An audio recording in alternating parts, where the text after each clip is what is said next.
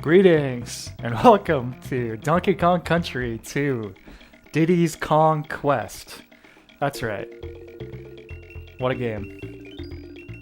One of my all-time favorite Super Nintendo titles and a platformer for the ages. And of course, everyone knows, one of the best soundtracks ever.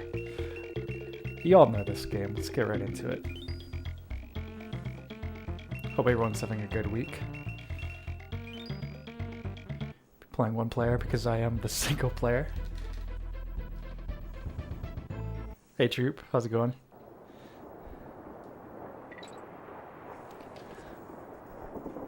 We know the score.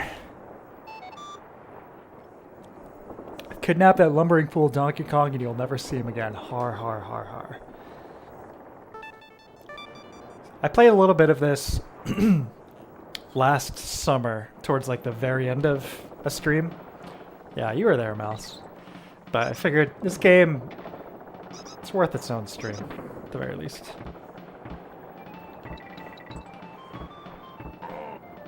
Hey, Mouse, yes. How long is it before I realized this Diddy's Kong Quest? I always realize that. I've talked to a lot of people who didn't, and I sympathize because I do all sorts of vernacular idiosyncrasies, to put it politely, all the time. And now, Diddy's Conquest. I was actually going to make some kind of joke with that for the video description, but I figured, nah. Not funny.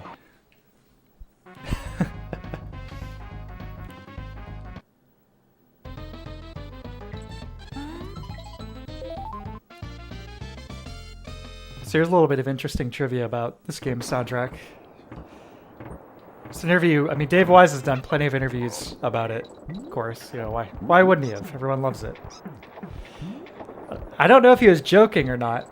You know, this is like dry, sarcastic British sense of humor. But I read one interview where he described his... he described the soundtrack as his experimental French period. And I mean, that sounds like the kind of thing that would be a joke, but on the other hand, this is a next level soundtrack, so who knows? No rhinos allowed.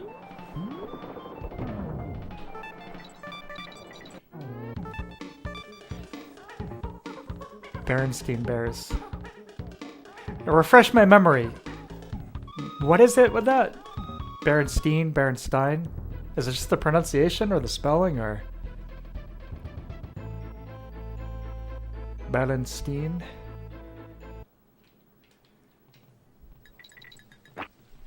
Yeah. Experimental French phase. I think there's a secret over here. Oh yeah.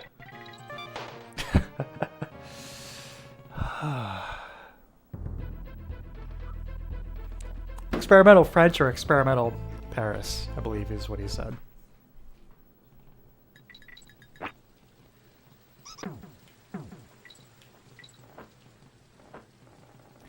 It's Berenstein. See, I just did it. Berenstein Bears, but everyone wears the Berenstein. Steve Weiss is a god. Yes, that he is. I think I could explain this. Let me ruin the fun for everybody. Steen is a really common last syllable in names. I think a lot of us are used to that being pretty standard. And for example, there's like a big lawyer in my area, Joe Bornstein. You don't see Stain very often. So I think everyone just like out of the gate was getting it wrong. And they're remembering getting it wrong. And given that it's not the kind of thing that you're likely to be revisiting after childhood, you know, where you might notice that little bit more subtle aspect of the spelling. Anyway, you get what I'm saying.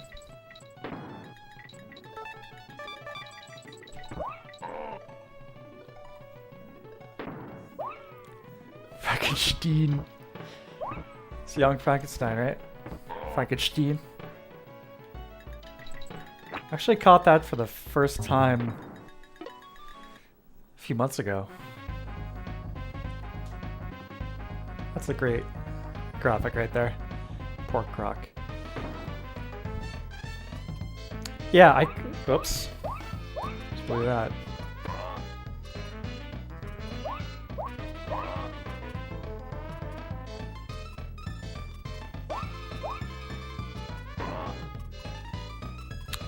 I was gonna say, I saw Young Frankenstein for the first time a few months ago. It was back to back with Barbershop,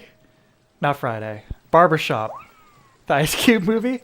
Those two movies were back to back on some channel on cable. I was at my parents' house. The TV was on. Frankenstein and Barbershop. Name a more iconic duo. Yes, Kirk Hope is good too. Yes. No, I haven't played Tropical Freeze. Everyone says I need to though. Maybe I'll do that soon. I'll get it going at Simu. Should be good. I was gonna say, here's a little bit of fun visual continuity for you guys. This is extremely obvious, but I didn't realize it as a kid.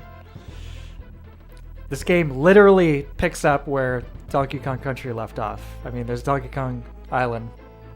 Kong Island? Right back there. This is the ship that you fought K. Rool on at the end of the first game. So apparently, I don't know. It doesn't. They went back to the island though, so I don't know. Who knows?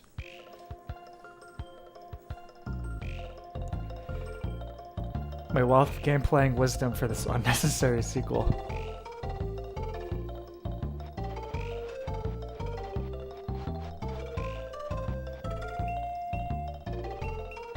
We don't need any of his tips. I love all of these tracks that use the ape samples as part of the melodies. Really fun. One of those movies that helped you realize you like women. There's some beautiful women in that film.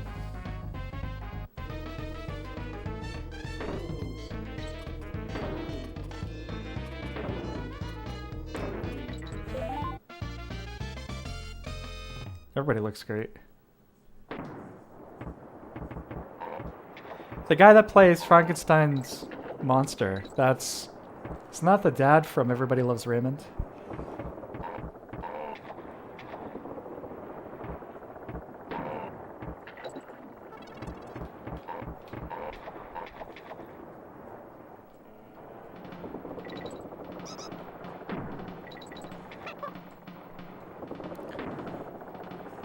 Dong Freeze! Is that what the kids are calling it these days? Might be the best platform you played. Ooh.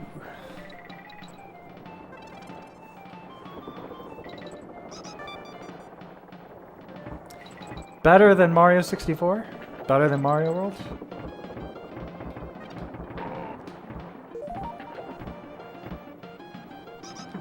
Or are we keeping those in their own pantheon?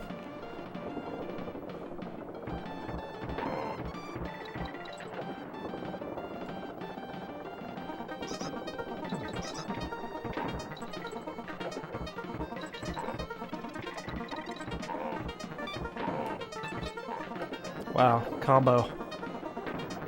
2D wise, that is. Yeah. I will play it here on stream at some point.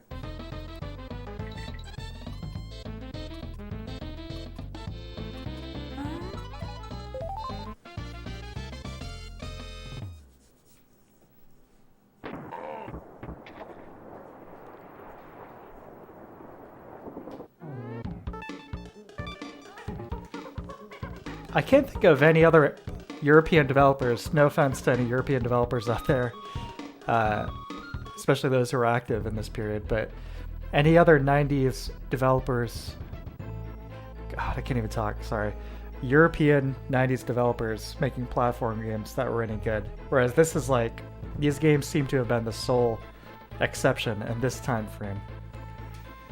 Just think of a lot of stuff that ended up on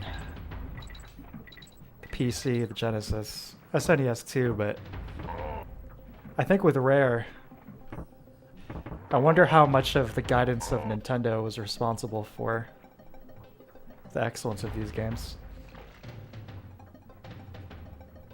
I'd be curious to know how they did that. Is that floor in the background, that platform, that looks 3D, but I'm sure it's not actually being rendered polygons, is it? Just really well executed line scrolling, maybe?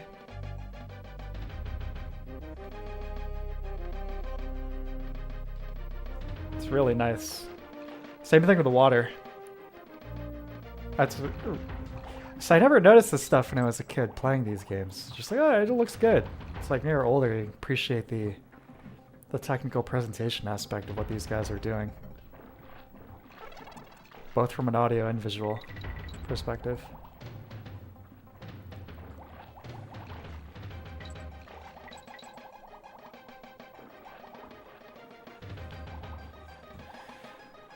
There aren't a ton of 3D platformers that I love, but it's basically just the Mario games. I mean, Mario 64 being the king for me. The camera can be tricky in parts with that, but I just think the feeling of Mario's momentum in that is so perfect. I find the controls super, super fluid. I touched on this on that Miyamoto video, but Mario 64 has actually more granular control than the later 3D titles, Sunshine and Odyssey and all that stuff, Galaxy. We're kind of like getting snapped to an 8-direction grid with your movement, which it's a give and take. You know, I think it probably makes the gameplay less complicated for someone new to those kinds of controls or mechanics, but I think ultimately it lowers the skill ceiling a little bit. So you can do some extremely cool acrobatic stuff in Mario 64.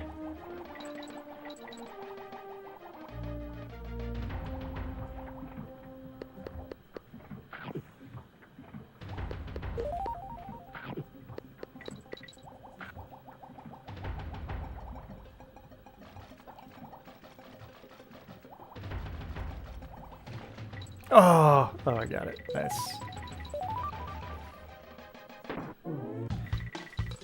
This is close to a speed run so far. It's going pretty fast.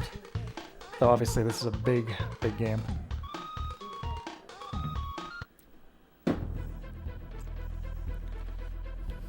Do a little swanky bonus bonanza.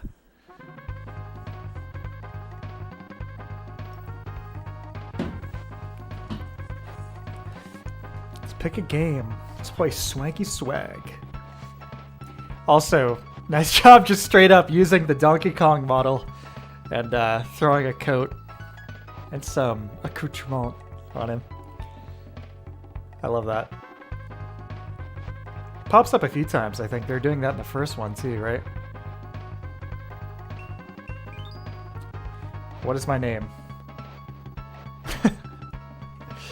Goes Swanky. First enemy is Swag Kong. So there's a bonus room you can get into later if you collect all the, is it the banana coins? Or the crocodile coins or something? But it's basically just a room dissing other platformers. You know, there's Sonic's shoes, Earthworm Jim's gun.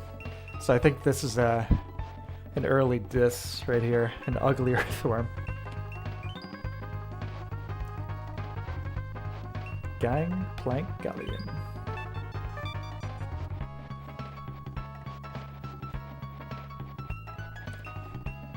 Pirate Puzzler. First level in the game. Pirate Panic. So the name of the enemy boss, kidnap Donkey Kong. Come on. Chimp Challenge. How many windows did the captain's cabin have? 2. Nope. Blew it. Everyone's a winner here, except for you.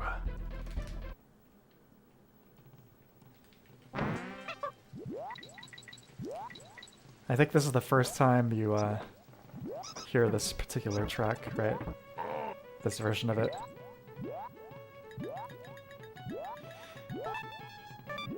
I'll link it in the Discord later, but there's a performance by a Japanese orchestra of this game's soundtrack. It's basically like a medley, you know, it's like 8 minutes long. I think it's from 2014, and it is insanely good. One of the best, you know, kind of game music performed live things I've ever seen, if not the best. The instrumentation is so wonderful. The performance is so perfect. Ah, man. Delicate when it needs to be, bombastic when it needs to be. Just a brilliant, brilliant, brilliant performance. So good. I find a lot of those types of performances usually lose something in the transition. Sometimes it's just dynamics, which is ironic considering the limited literal audio dynamics of a lot of these original consoles. But that is definitely one for the books.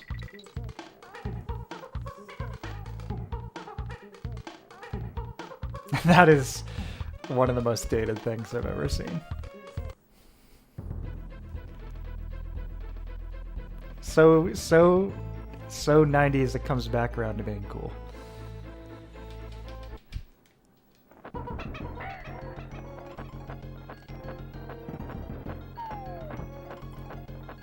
Another big improvement on this one, the boss fights. Not only are there way more of them than in the first game, but they're all definite improvement. Still nothing, you know, amazing, but definitely better.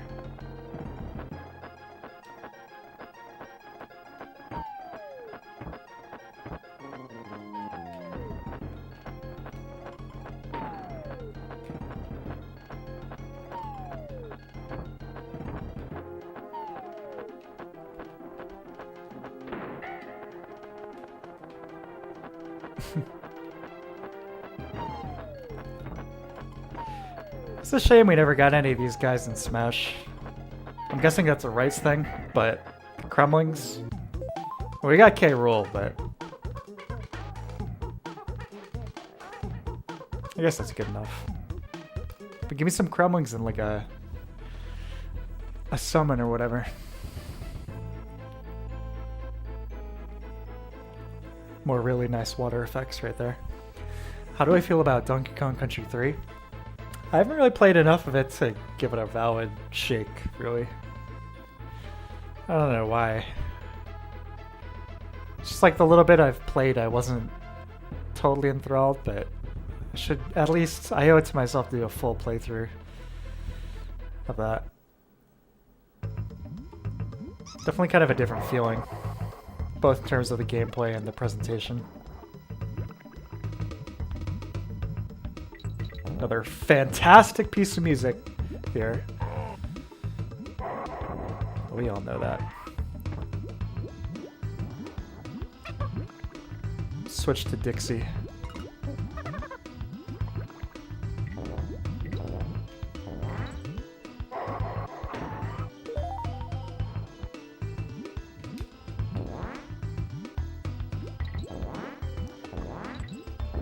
It's all about the breakdown, though. I think it's coming in a sec.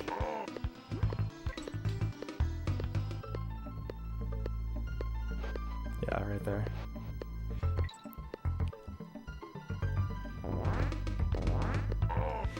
So Dave Wise's music.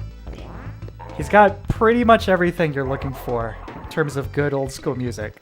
A great sense of melody, the technical know-how to be able to capture it in like a really nice, with a really nice sound palette and translate that to the Super Nintendo hardware. And a great sense of dynamics, you know? So in terms of the structure of the song overall, an emotional component, and kind of building blocks, you know? Fabiano, hey, how's it going? Oh, this beautiful melody here. I had to make space for the Fire Emblem characters. Too true.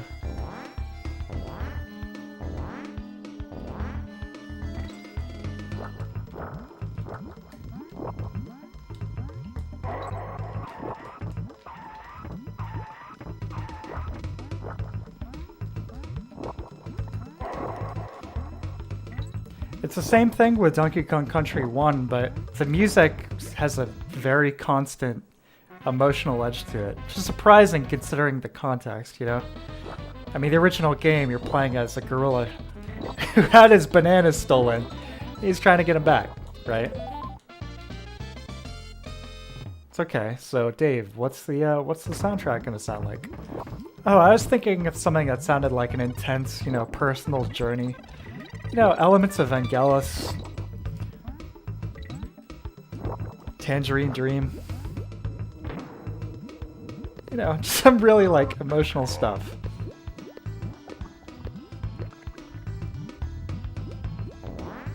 Oh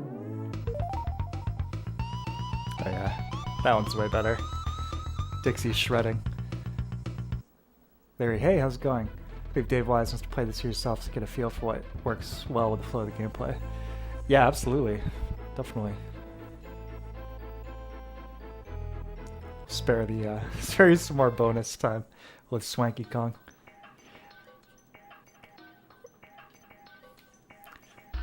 I sound like a broken record here, but another awesome piece of music.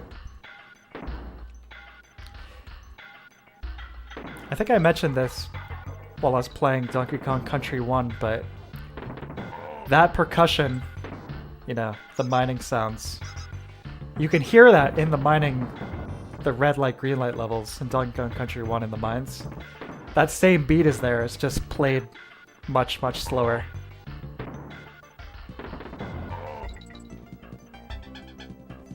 Just out of reach. Again with the emotional breakdown part melody.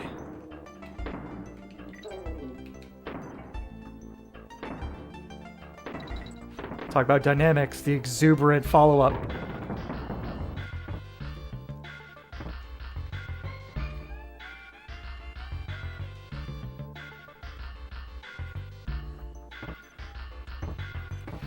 Here's a hard drive article. Man tasked with making score for a monkey riding a swordfish underwater creates transcendent piece of music. Yeah, exactly. It's funny, but it's true. That was the first piece of music he wrote for the game. Originally, the plan was going to be a Japanese composer for Nintendo. I don't know who specifically, but one of Nintendo's in-house composers was going to handle it. They gave it a shot, and Nintendo Japan heard it. You know, they had to approve all these creative decisions. They heard aquatic ambience, and they said, "You are the one."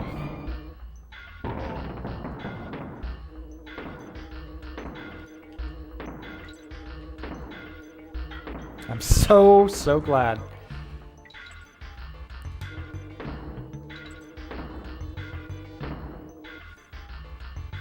They were on rare form. This is the best platformer series in my book. It's definitely up there. I'd say this, for 2D platformers that I've played, it's Mario 3, Mario World, this, and I mean definitely 1 is up there too, but that's probably my top 3. Let's see. Hey Alan.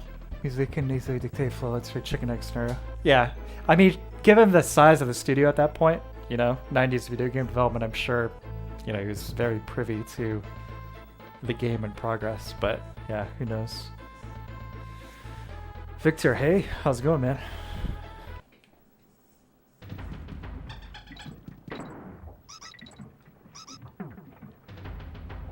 Oh, those 3D effects on the ceiling there. Killer.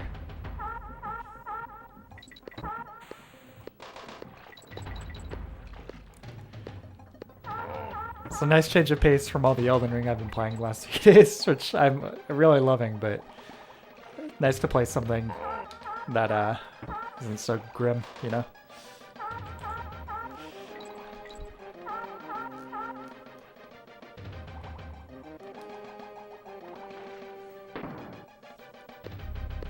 What the?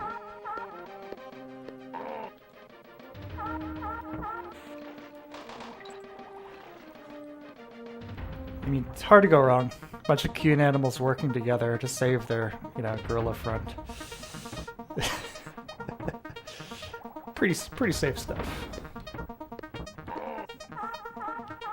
Yeah, I've never actually played any of the Rayman games. Are the newer ones back to 2D? It's like the first one was, right? And then Rayman 2 and 3 were 3D platformers. Oh shit.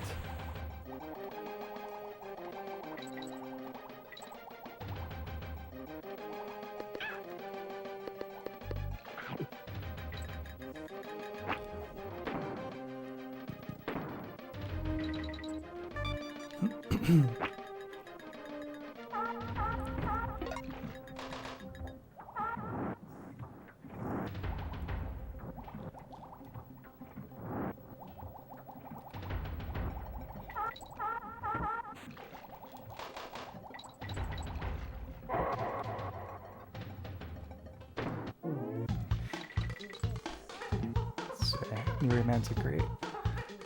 Donkey Country Returns the other guy who composed Super Metroid's music. Interesting.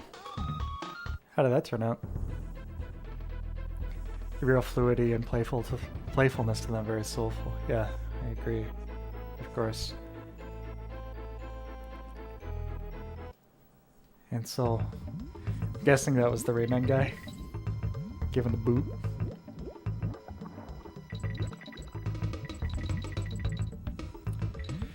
This is usually the first stage in which I start to experience some difficulty.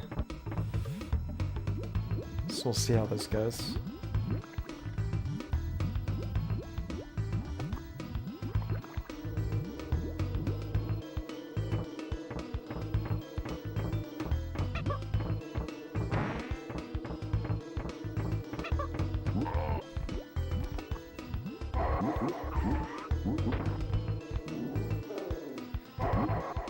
Yeah, it's like with the music too, you gotta remember, it's not just a matter of composition, you know? Obviously, like, anytime you're doing production of electronic music, you have this whole other game of, okay, you know, what are the sounds I'm going to be using? What kind of instrumentation am I going to be using? And then, from Super Nintendo, how am I going to translate this? How am I going to sample myself? How am I going to translate my samples into a quality that still sounds good and still works on the Super Nintendo? It's just insane, the extremely limited amount of memory that you're working with. So to have such high quality samples, and so many of them, real technical achievement. And it's one of those, like, when it's working well, you'll never notice it at all. You know, because you just listen to this, and you just think, like, oh, it sounds fantastic, but there's so much technical labor involved in terms of getting it to sound this good, just beyond the songwriting component.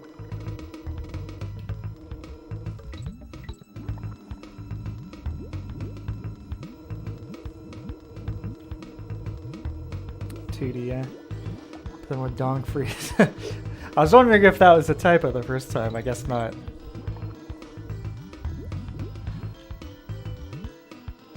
Where Return stayed pretty faithful to Dave Wise feel. Nice. Yeah, I'll be playing that at some point here on stream. I can't promise it'll be necessarily soon, but I certainly will give it a shot. Right, this from last time. I don't know if that's a good sign or a bad one.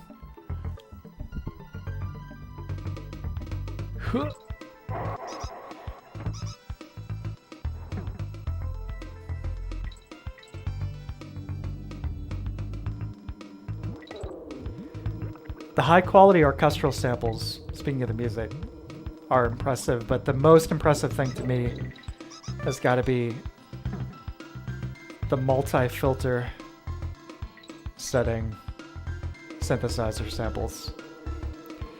Like the bass line in Sticker Brush Symphony. That kind of like pulsing opening, you know, acid bass line.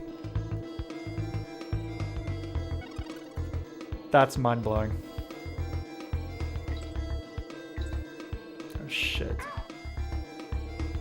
This is the... Do not hesitate. That's what we call the Sekiro section. Hesitation is defeat. Yeah, true. I love Yoshi's Island. That's another one of my favorites.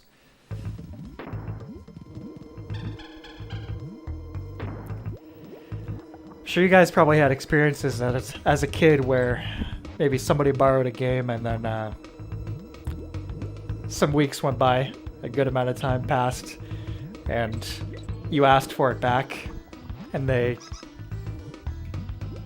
were totally like, I don't know what you're talking about. I give it back to you, or no, you never let me borrow it.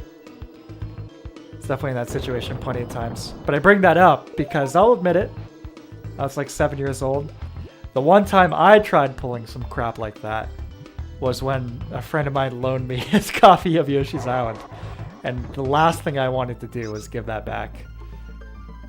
Oh, sorry, Nick.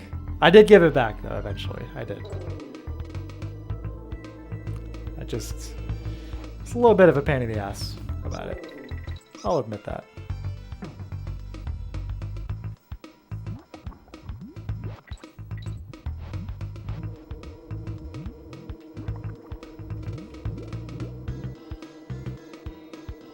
That's very my mistake.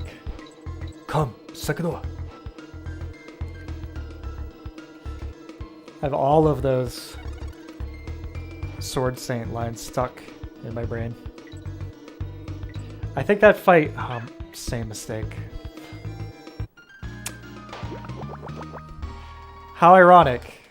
Those lines stuck in my brain. Hesitation is defeat. We'll get him this time.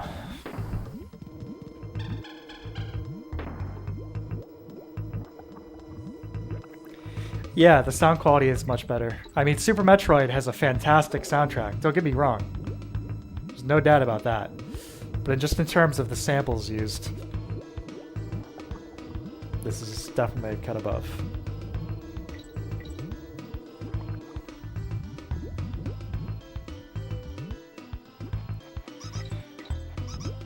Have you guys listened to any of those reconstruction tracks? I see a lot of them these days on YouTube for various, like Super Nintendo games. There's plenty for this series. Some for Super Metroid. Pretty much everything at this point. And the idea is that these guys are trying to track down either the original samples that were used in the tracks, if they were commercially available samples, or try and utilize similar or the same synthesizers to try and recreate the existing waveforms and filters as close as possible. And I think it's an admirable effort, but I think these guys kind of miss the forest for the trees with some of these projects, because when these things were composed, ultimately, a lot of the final mixdowns and compositions were being done on Super Nintendo hardware to sound good on Super Nintendo hardware. So there's a certain degree of, I should say, lack of things like stereo separation, volume dynamics, or just lo-fi stuff. But it doesn't sound right at all, it doesn't work. Yeah, exactly. You have to keep in mind, these composers, were considering the fact that when they're finishing up these pieces, they were getting sequenced on the systems. And that was the final product. And I believe I read an interview with, I have read a relatively recent, I believe, interview with Dave Wise, remarking the same effect. Hesitation is defeat unless you choose an immortal blade. Yeah. What's the double overhead? Ishin blade? No. Ishin's the final boss. That was my bread and butter. The double overhead.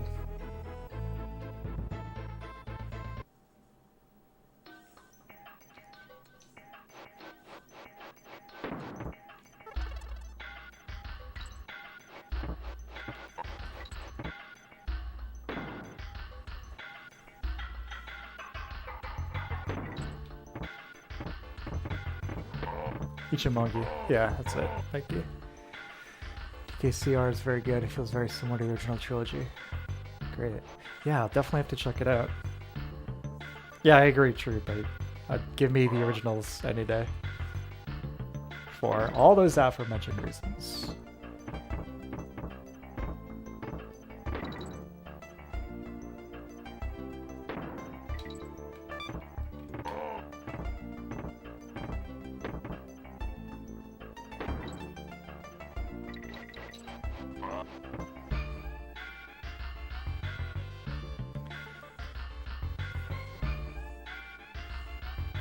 Yep, exactly true.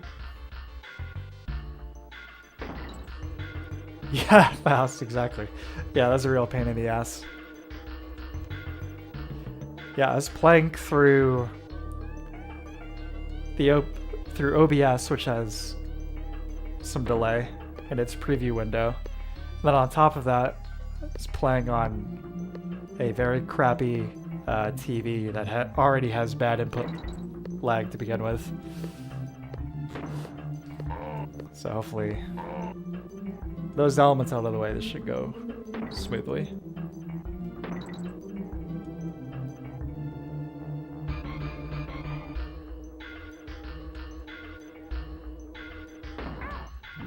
Close.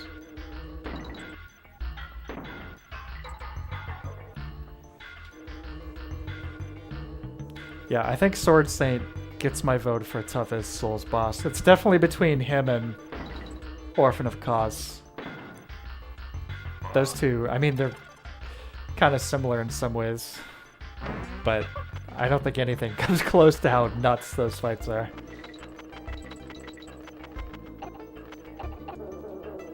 So here's a little bit of nice diegetic gameplay tips here. Just saw the letter Y in bananas. What does Y do? Makes me spit coconuts. That's all you need.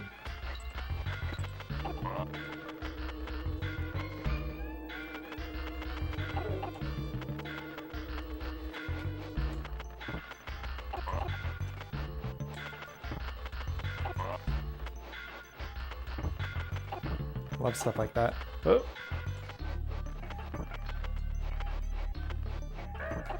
I don't know if diegetic would be the right word for that, but I do appreciate that.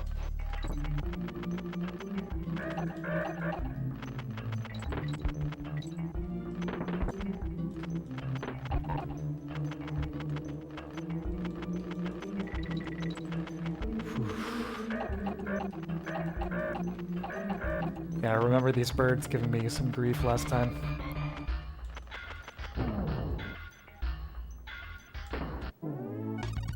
Yes. Charmed with the minimalism of those restricted samples in SNES music get lost in the big tree. Yeah, exactly. There's a lo-fi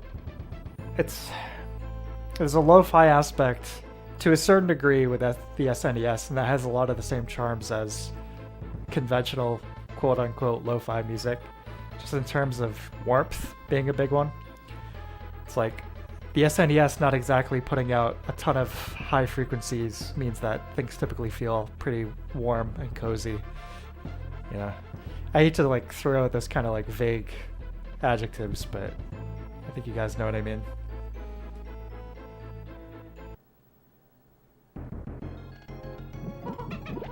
Right, the sword.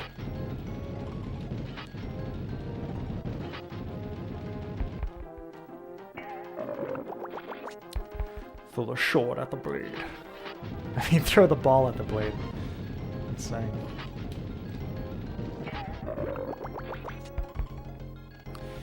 Yep. No lag. No OBS lag. No TV lag. Playing on a real Super Nintendo. On a CRT. The way it was meant to be played.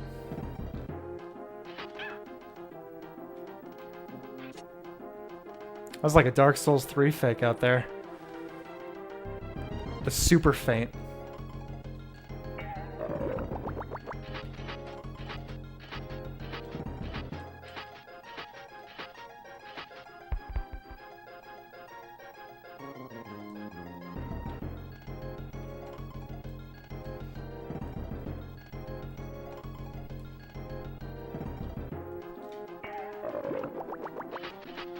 Oh shit. He's chopping.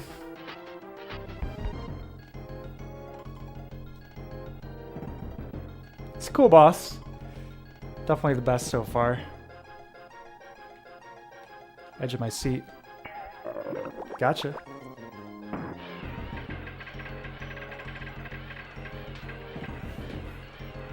Mash and Blue Boy recreate against NES music. I'd rather not. Amazing quote by Brian Eno about limitations within mediums and how those limitations eventually become a signature of it. Yeah, exactly. He's written a lot of cool pieces about electronic music, obviously being a pretty pivotal figure for it. Speaking of Brian Eno, so I was going to post in the Discord. It's a screenshot I took of...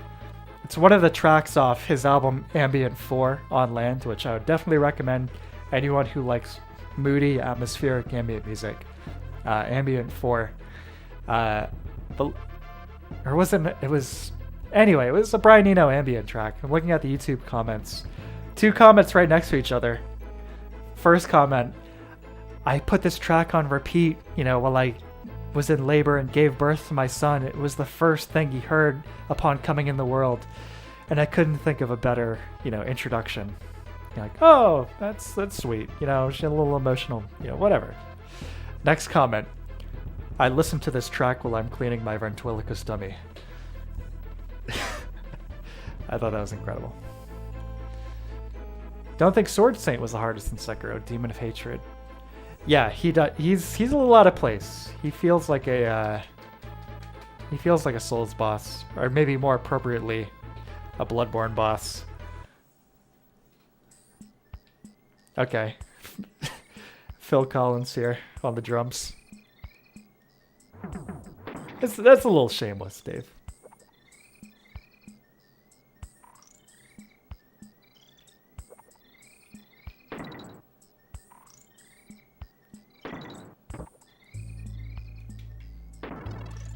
Picturing the guys from Miami Vice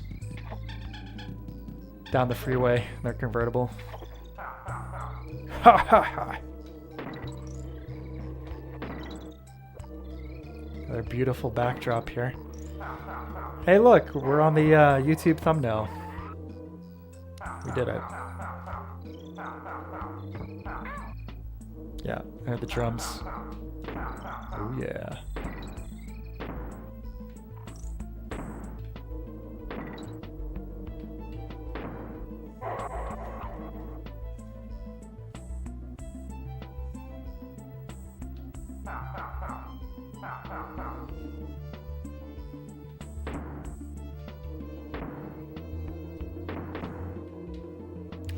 It was one of Brian Eno's ambient tracks. It might be an ending ascent or ending an ascent. I'm pretty sure it was that.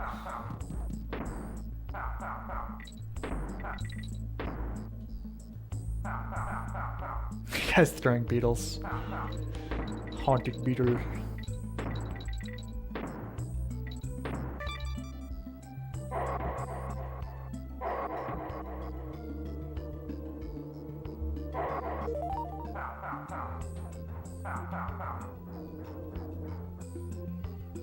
The old Ninja Gaiden trick right there.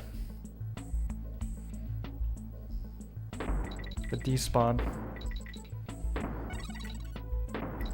It's like that worked in the NES Ninja Gaiden, and actually still works in Ninja Gaiden Black at least, and 2 on the 360.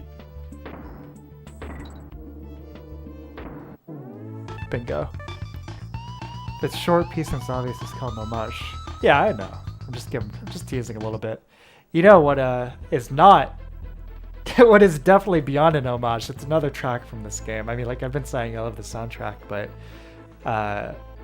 the Ice Cave track, look up Vangelis's Antarctica and compare that to this track. That's a little on the nose. That goes a little bit beyond homage territory for me. Pigs laugh in Bloodborne. Yeah, I've never heard that. At least I don't remember hearing that.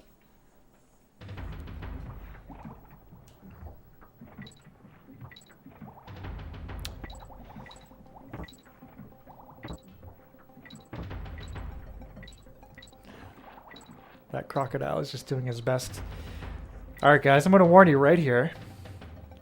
If you haven't played this before, in these levels here with, I just did it, the spotlight fish, whenever I turn the camera, the screen is going to flash white.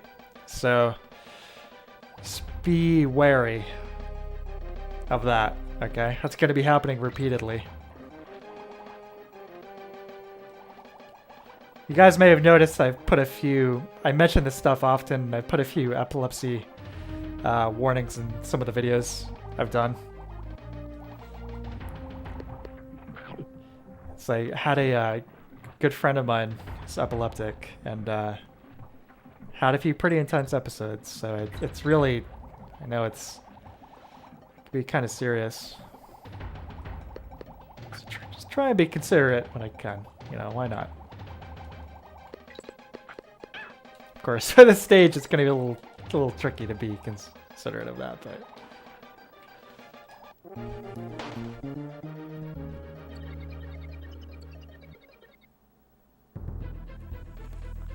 It's like a heh, but pig-like. It sounds like a pretty apt way to describe it. Like I said, I don't remember it, but...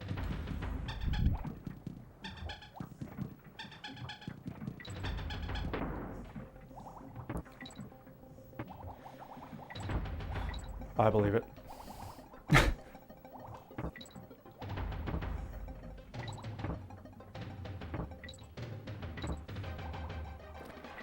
Opening track, Demon Souls 100% ripped off from some metal song. Interesting. Oh. Yeah, if you can find that, let me know.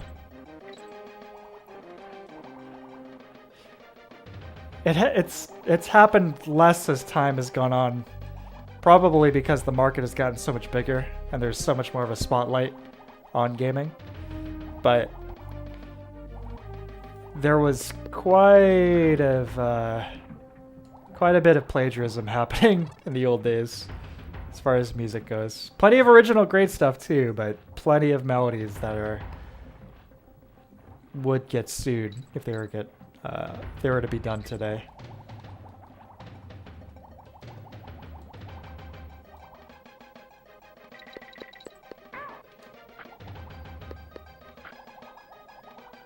Alright, refocus.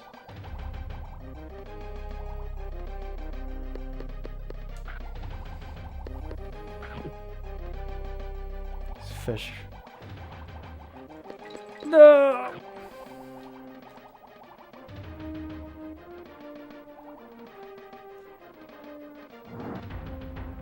It's starting to get dark here too. Perfect for this. That percussion sounds so good.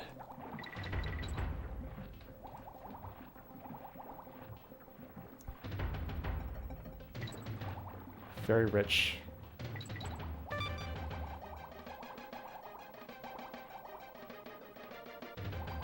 Nice. It's a very atmospheric game.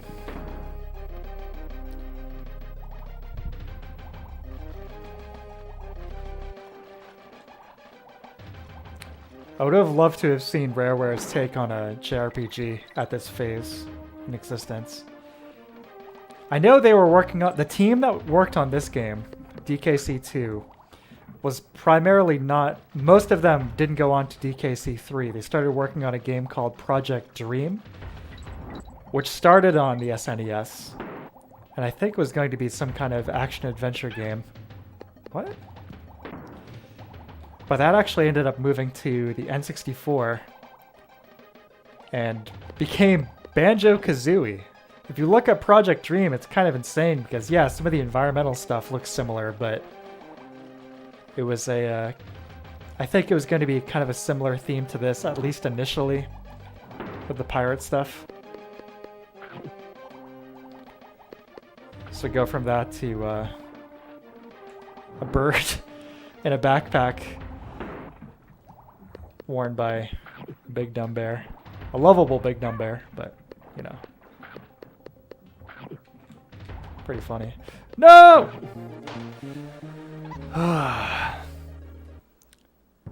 Removed it from the re-releases. That was a good call. Yeah, the Ninja Gaiden SNES trilogy is it's weird. It actually looks worse. It looks and sounds worse to me than the NES games. Strange. So hoping Elden Ring would bring back Demon Souls music. Yeah, there are a few tracks I've heard so far that kind of give me that vibe. The second main boss definitely has that that feeling of more melancholy, introspective, kind of quiet track versus the bombast you're getting with most of the game. So I don't have a ton of criticisms for Elden Ring, but one of them definitely would be that the boss music is kind of forgettable so far. I did not see him. I mean, it's certainly not bad. It's just, it's more of the Dark Souls 3 stuff, just like screaming choirs and, you know, epic, quote unquote epic music. Troop. Yeah, those are the two so far, as far as boss themes. Yeah, those are the two that I've heard anyway.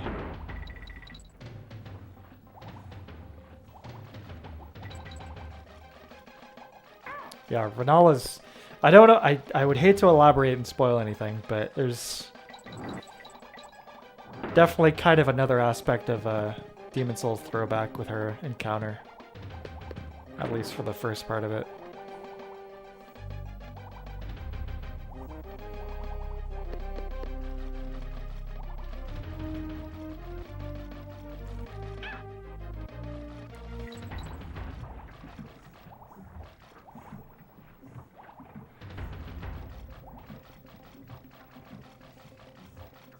Oh, bugged you.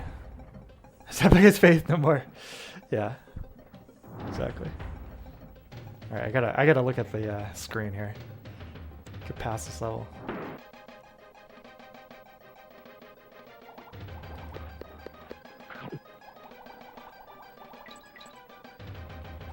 Focus for a minute. Catch back up on chat.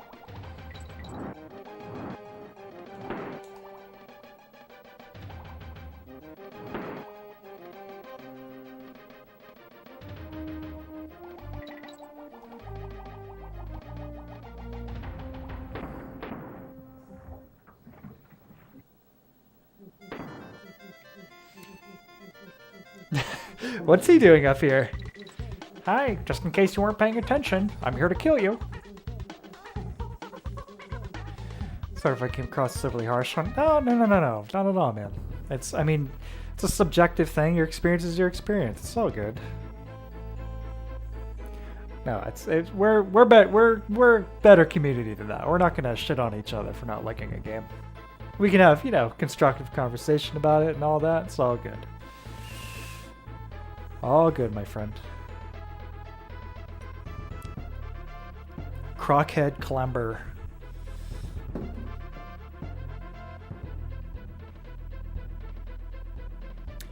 I did first timer too. Actually, I mentioned this earlier in Discord. A friend of mine was completely stuck on her. He just weirdly brickwalled, despite the fact that this is my friend that was a Souls newcomer and was making great progress in the game, kicking ass, destroyed Godric. But yeah, he's really struggling with her, so I summoned me earlier, and we destroyed her again.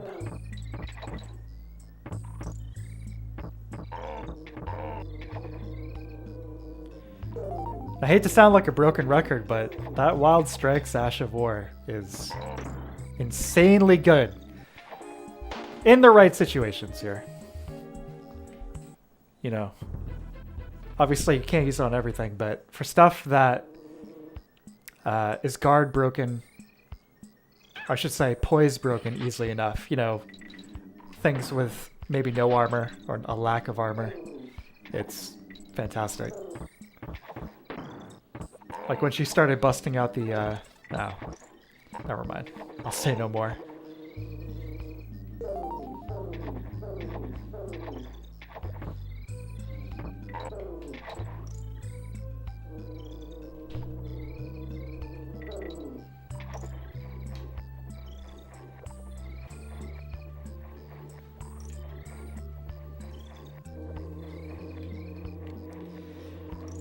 Speaking of poise, it does seem like there's a pretty decent balance between Dark Souls 1 style and Dark Souls 3 complete lack of. What is this? Let me elaborate on that.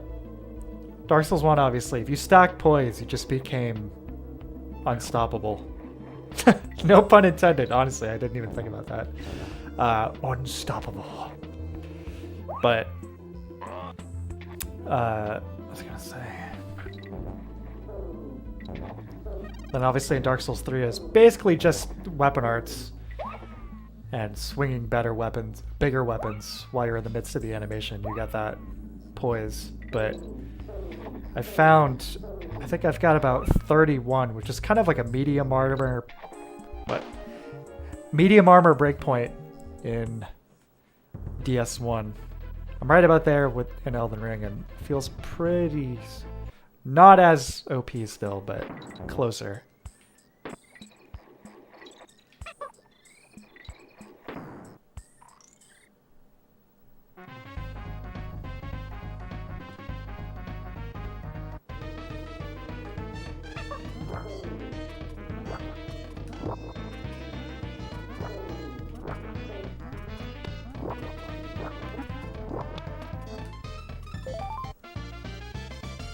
Yeah, I was expecting to go vertical or something. That was a really easy challenge. It like threw me off in terms of just because I was like, it can't be that easy, right?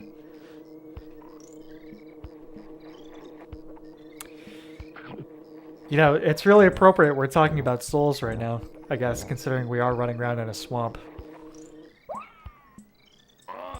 Of which there is no lack of in Elden Ring. Whoops.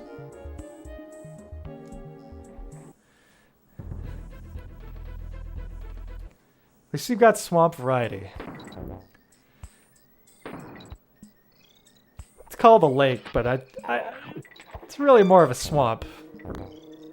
Below, I should say, around Raya Lucaria.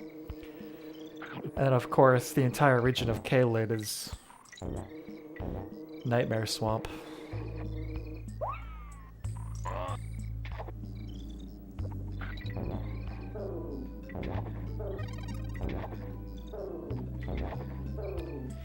Have you guys been using the spirit summons much? I try not to because I find they kind of make the game too easy. You know, you get a lot of the benefits of summoning a player in terms of just getting, you know, the bullseye off your back when you're going up against a boss or whatever. But without the HP increase that you would with an actual player summon. And some of the spirit summons are super tanky too, and actually can do some damage. The jellyfish one, still, I think I used him for a couple fights, but I try not to because it just really kind of makes it too easy.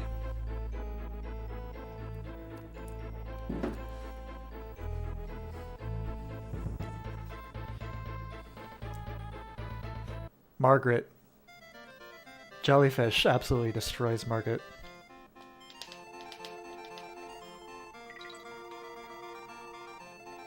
Another variation on the pirate music here.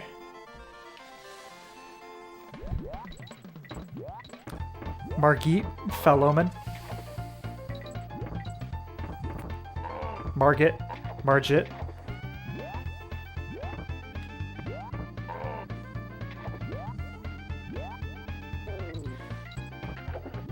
Snake. I think this was probably my favorite animal as a kid. In terms of characters in this game, the animal buddies.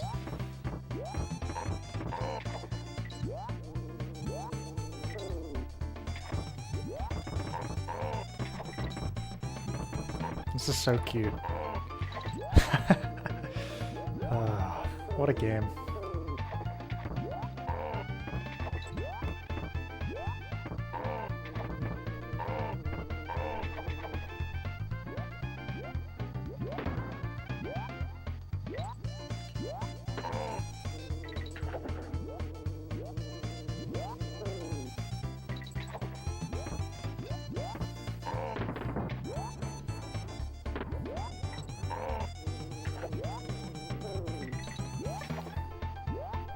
26 lives. Doing pretty good.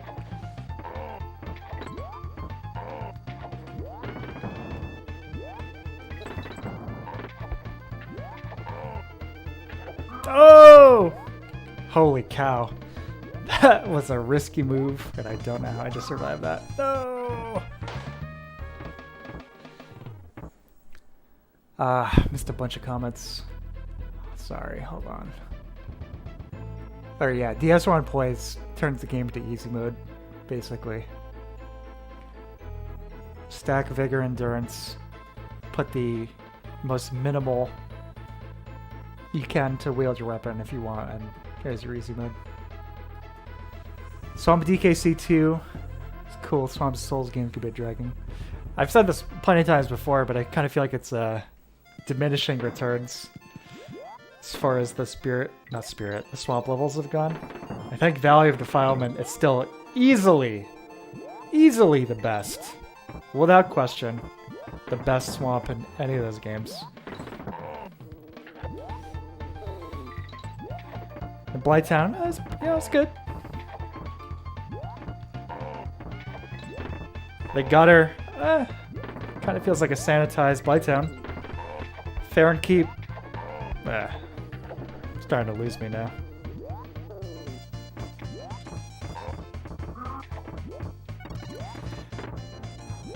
So the thing with Demon Souls, why I'm still so crazy about it, it's just there's this thematic coherence running throughout that. I don't know what I just did there. Going off on some pretentious, rambling bullshit. And fell off the side of the boat. No, I'd say there's a lot of cohesion with just this emotional stuff in Demon Souls. Demon Souls is like, over time, the game's, how do I put this? Demon Souls is almost like a horror game, you know, in terms of its feeling, its atmosphere. Oh god. There's just so much of an emphasis on feeling and emotion in those levels I get in Demon Souls. It's like the sin of man manifested through 5 different worlds. You know what I mean? It's like the most evil aspects of humanity represented in ironic demon forms, essentially, is the theme of Demon Souls, which is obviously kind of the Berserk thing. You know, not the Apostles, is it the Apostles? Yeah, the Apostles. Not like the God Hand, but people underneath, where it's like the ironic punishment division. Gluttony, greed, all that stuff.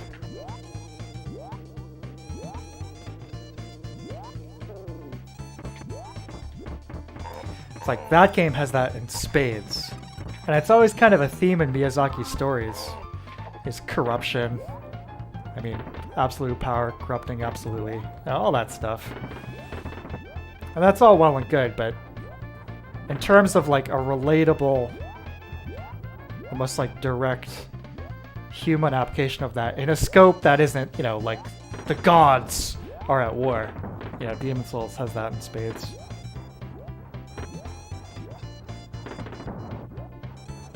Oh my god! Okay. Alright, time to stop talking about Demon Souls for a second and time to focus.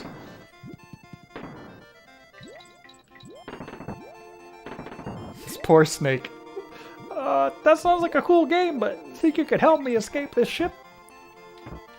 These crocodiles sure are mean. I'm picturing this snake sounding like Butters from South Park.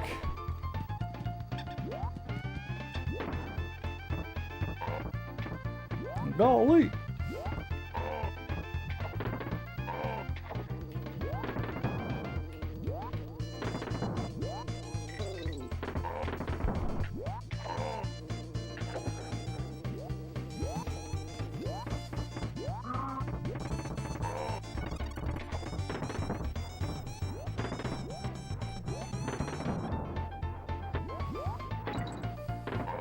That's a tough jump right there.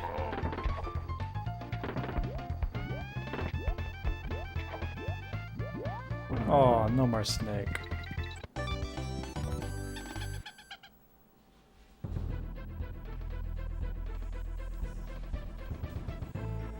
see. Defilement is great atmosphere and level design. Absolutely. It might be my single favorite area in the entire series. Still, it's untouchable. It's like maybe funny to say that I like something that's so negative, but it's like a concise, damning critique of society in a lot of ways, you know? So the whole game is like that, but just like the unconscious throwing away of everything.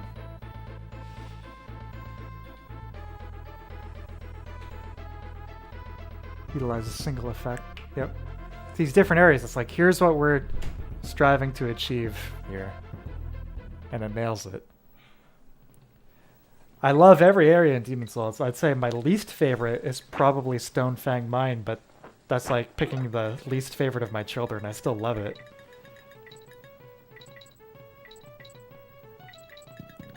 But only because the first third of it isn't quite as crazily unique as the rest of the game is. That being said, the atmosphere is still impeccable. The sunset right at the beginning of 2-1 always stuck with me. It's a pretty simple effect, but it's really, really beautiful. Just capturing this feeling of like cold desolation. And then as they do these like mysterious, structures in the distance that you're never going to travel to, that just give the world some like greater depth. This fish. Here's a mechanic.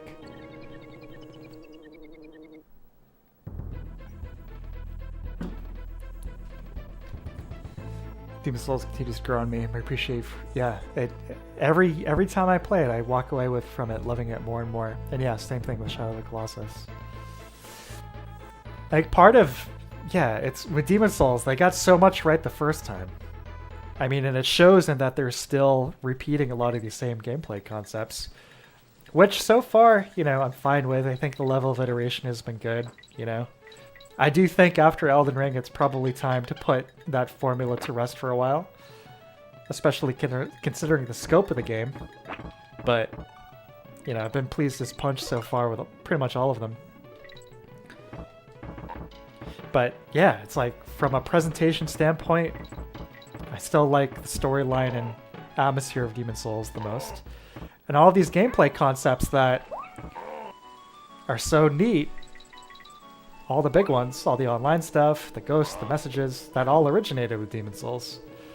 Like that friend I mentioned earlier who was asking about, this is like the first time he's really been able to get into one of these games. So what are these like white ghosts I keep seeing running around? And yeah, I feel like it's like a kid asking me like, what's Santa Claus? And it's like, those are other players, little Jimmy.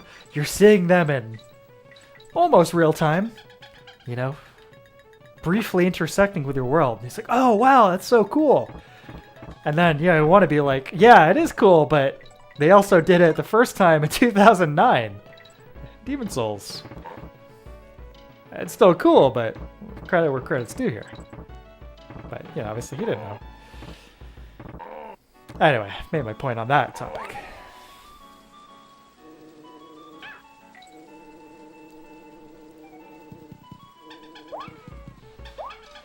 The Big Bertha level.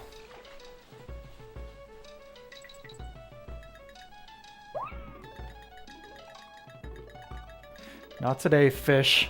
Damn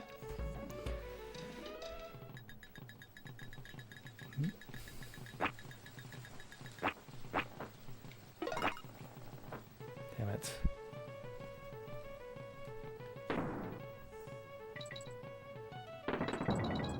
Here's a fun little tip. If you hold the ropes with both hands, you actually climb faster. That's a genuinely neat little gameplay element there.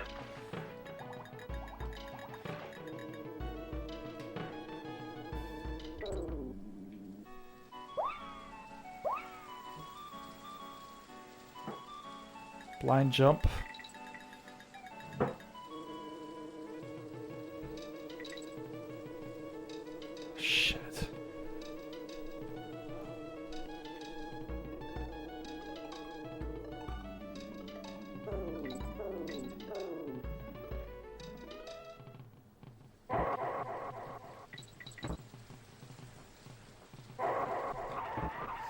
No! Oh, man. Everything is in synergy to evoke that feeling of human folly. Yes, absolutely. In regards to Demon Souls. Let's see. Creative spirit working in a soulless company. You think From Software is soulless?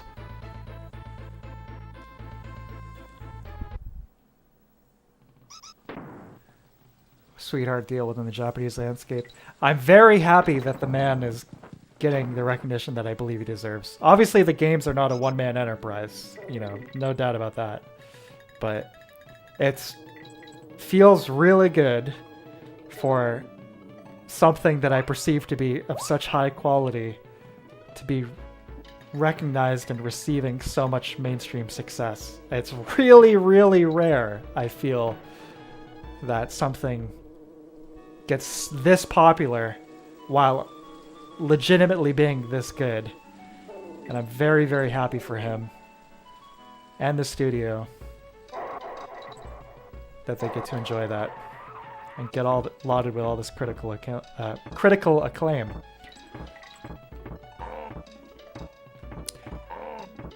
My suggestion for them, as a complete outsider, would be to enjoy the fruits of your labor on this newest project, but perhaps for the next one, it may be worth investing in the technical side a little more.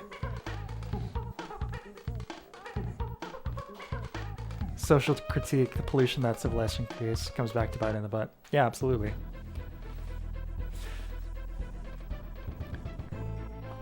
This level is something. Oh, it sure was. Glad it's over. And here, okay, before I start the stage here, and we all enjoy this wonderful music, I'll read a few more of these comments.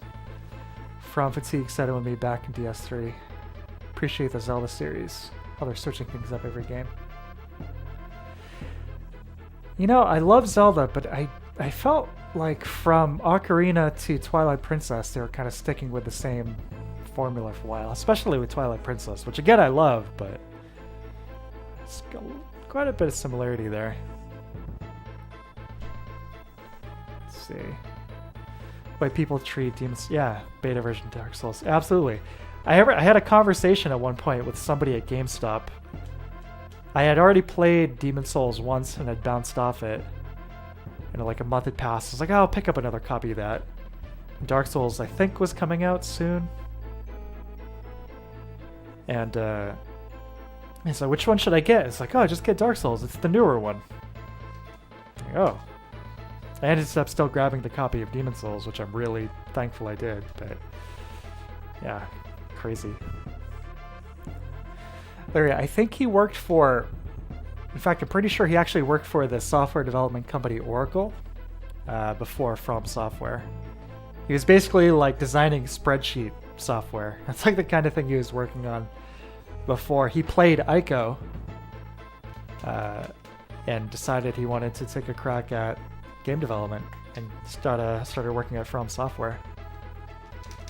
There's a really, really great Guardian interview with him that came out around when Bloodborne was released, interviewing Miyazaki and some members of From talking about him. Really cool read, really insightful. But yes, here we are. Bramble Blast, everyone's favorite piece of music, probably mine too. Here we go. Sticker Brush Symphony.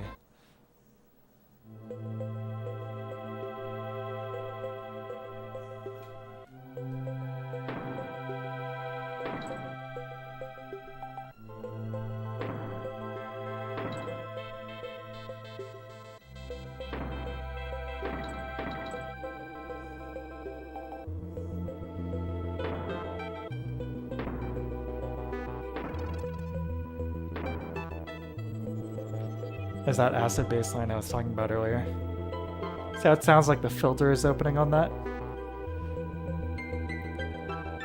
That means Dave Weiss had to sample that bassline several times alone, just the bassline.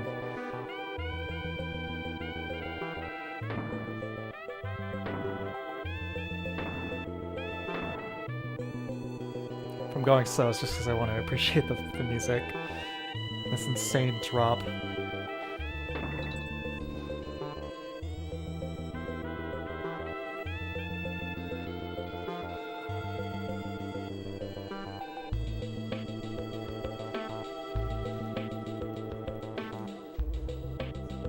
This is such a good track. Sounds like an Aphex Twin track or something. I Care Because You Do era. A little bit more on the melodic side, maybe.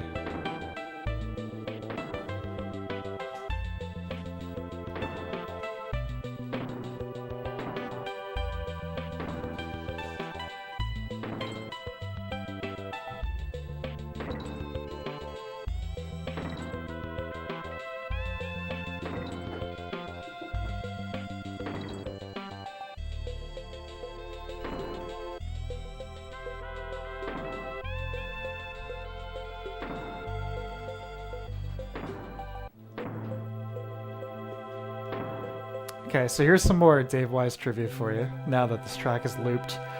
Originally, this song was composed for the underwater levels. Okay? You imagine? It was composed for the underwater levels. That was the intention of the track, and they decided that the pacing didn't really feel right to fit with the underwater levels. And it makes sense. If you listen to this, it doesn't really sound like underwater level music. It doesn't really have that vibe. So this track was originally going to get cut. Until at some point, later on in development, they started working on these Bramble stages, and somebody decided, hey, why not use that track for this? We almost didn't get this in the game. Can you imagine? This track ending up on the cutting room floor? That might have been a worse decision than leaving Nintendo to go to Microsoft.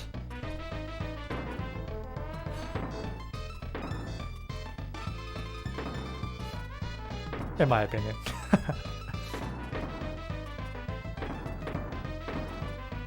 Trying to be fancy and fast, but can't do it.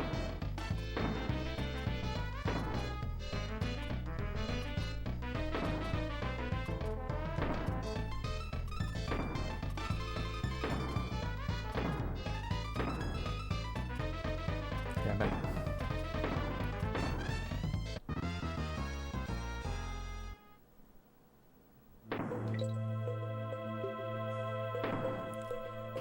Like, it's supposedly originated from Japanese Aiko, meaning let's go, or otherwise let's escape the prison that they're in. Oh, interesting.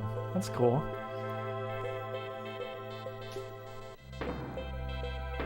I cannot wait to see what Fumito Ueda and his team are working on next. And I believe they're independent now. Gen Design no longer is attached to Sony, so it could actually be a multi-platform release. It's really, really cool.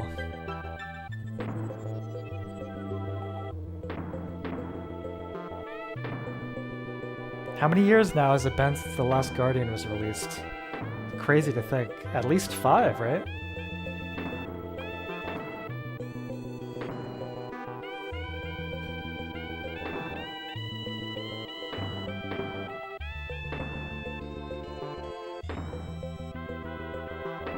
Oops.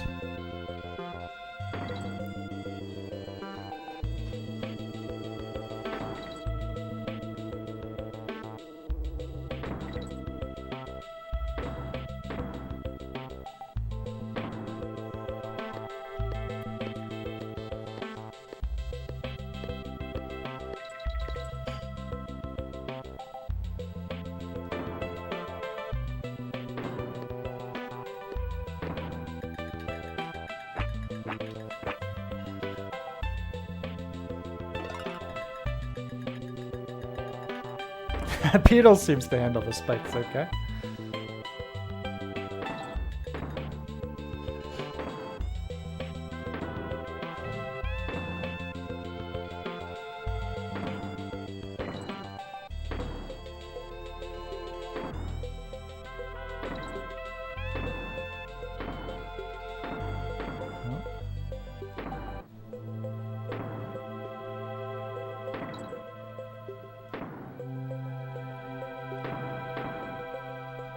This is not the way to go.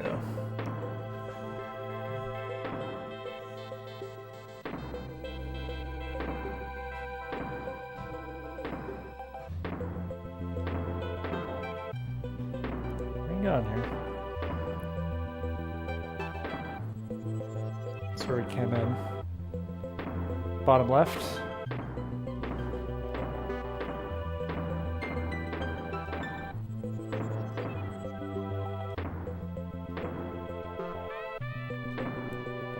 A little barrel heavy.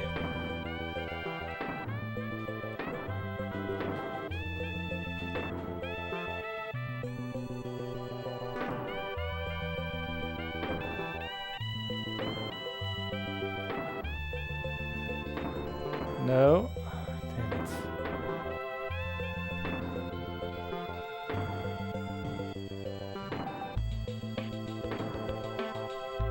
There we go.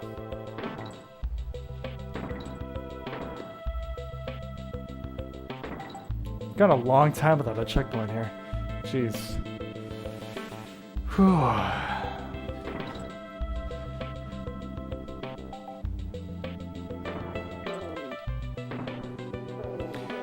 This music had to be so chill, so you wouldn't get too frustrated with your inevitable deaths.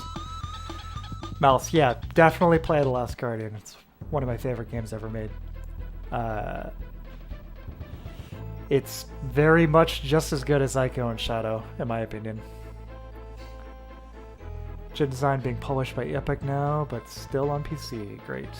December 2016, God. Shadow of the Colossus is my favorite from them. We played it several times, so I can't say for Ico. I think Shadow is more replayable. Yeah.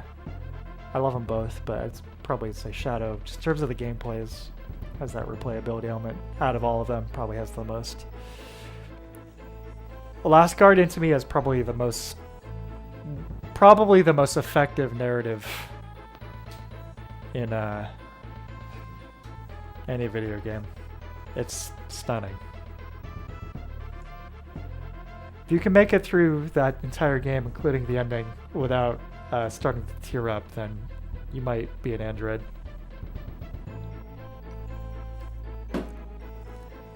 Cudgels contest.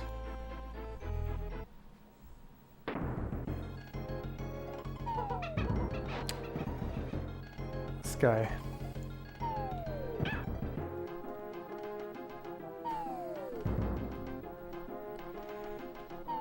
I seem to remember this dude being the guy you give some of the coins to. Maybe I'm misremembering this.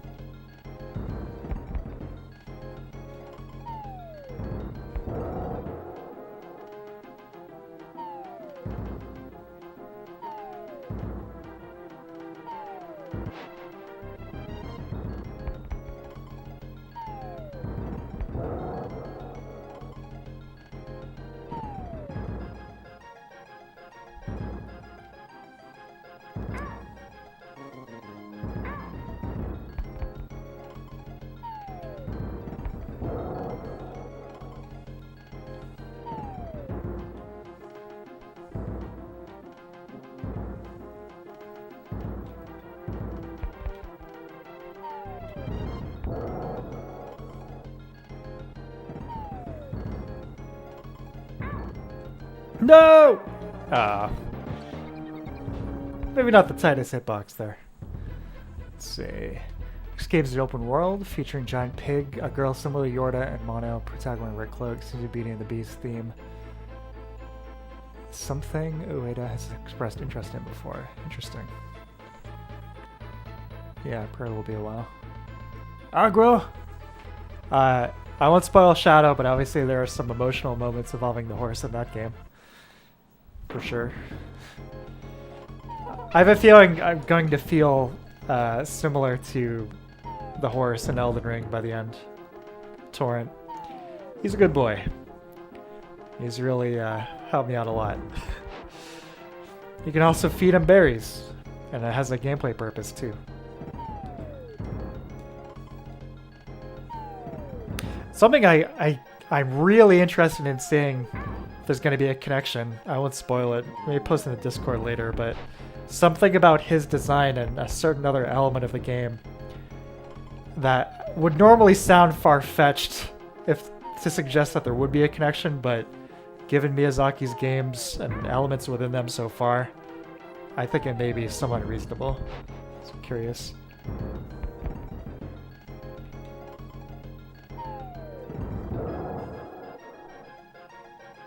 Crybaby when it comes to stories. I can be too. I mean, it takes... I have like a certain threshold of like, I'm pretty picky with a lot of media and all that stuff. But the things that I think are good, you know, the things that really do get through to me, I'll be honest, I can become pretty emotional. I mean, a few months after I finished the end of that game, in which I was in a state, man. It's like, I was not in a state where I would have wanted anyone to like walk in the room. You know what I mean? I was very emotional.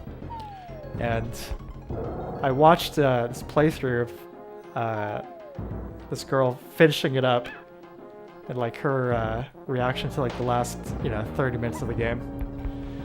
And it happened all over again. Power of the Cell. Yeah, the PS3 was... In that regard, it felt like the successor to the 2001 monolith that was the PS2. It's like the next evolution. It's like, this thing's so powerful, people can't even figure out how to program games for it. Yeah, I would imagine the tips in Last Guardian, probably Sony's idea. I think about it from their perspective. It's like, okay, we've already dumped a ton of money into this project. This like auteurs project, you know, probably giving him the equivalent of a blank check. It didn't end up happening on the PS3, so then we had to spend a ton more money to get this thing out on the PS4. So I imagine there was a push to get quite a degree of accessibility in there for a more casual audience. And I'd be curious to see its ultimate sales numbers, because I get the feeling it probably did not do super well. But I think it's as great a game as its predecessors. That's how I feel about it. But it was such an emotional experience that it's the kind of game that I will probably play once a decade, because it's tough at points in a very good, effective, strong way. But yeah.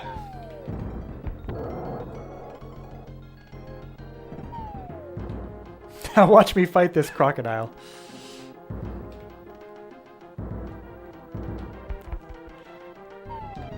The steroid-pumped crocodile.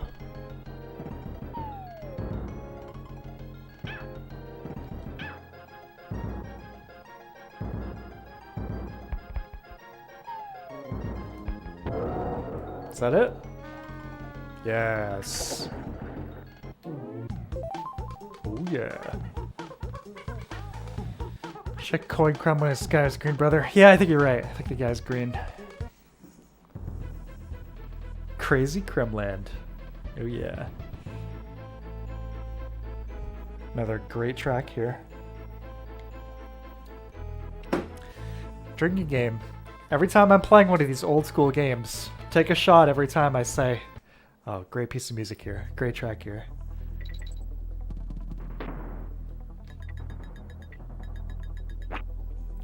The gameplay mechanic for this stage is kind of funny. Oh, there's going to be honey on the ground, and when you land in it, you can't walk in it.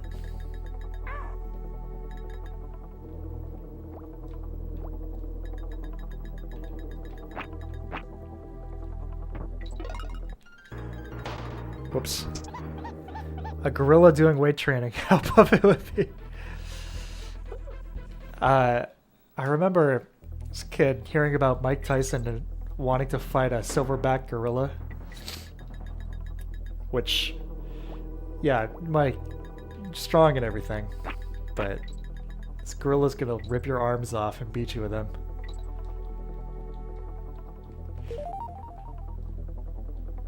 Oops. That sound design. That really short attack. Those plucky synths on the left and right. The stereo, of course, too. Another one of those games that needs to be heard on headphones for the full effect.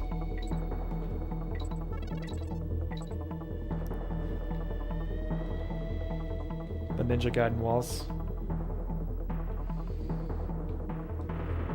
Smells like something's cooking in my house. Something tasty.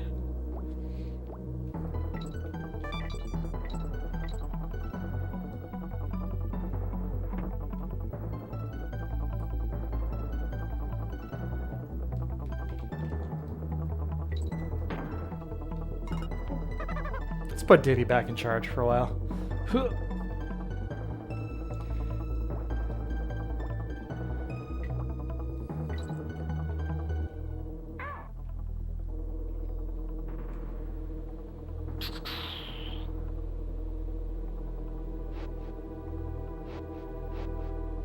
Buy something non-alcoholic. Just tastes bad with no effect.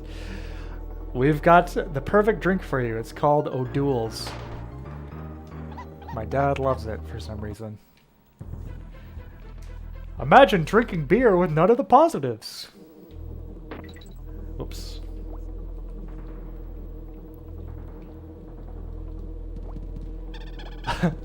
All the calories, none of the flavor, none of the alcohol. Okay. Now I'm playing like an idiot.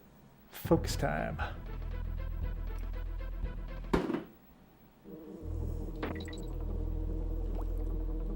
Yeah, that plop is really nice. Boop. Hey, here's the first. I just noticed that she's taking some time to appreciate the honey while she's showing out here. That's cool. I don't think I've ever sat on the wall long enough to see that.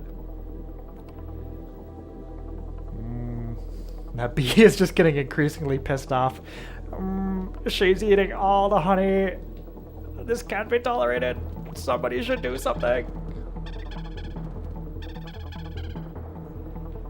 The yet to be hatched bees hanging out in the honeycomb. Really cool.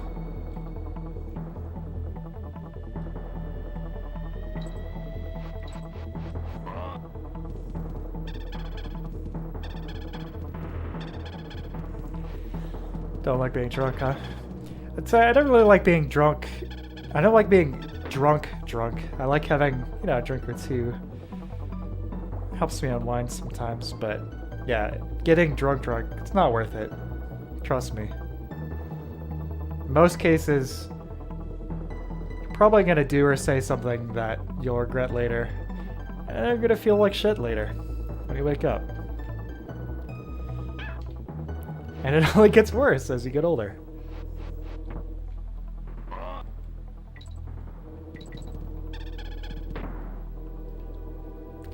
Everything in moderation.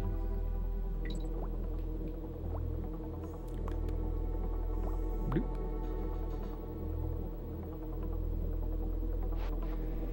Alright, his timing. This is really messing with me, his movement here.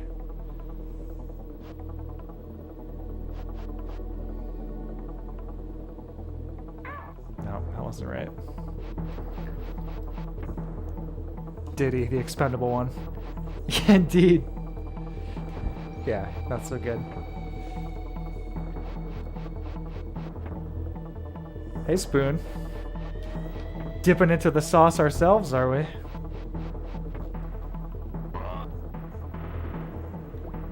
Dipping into that beehive honey, I see. Damn.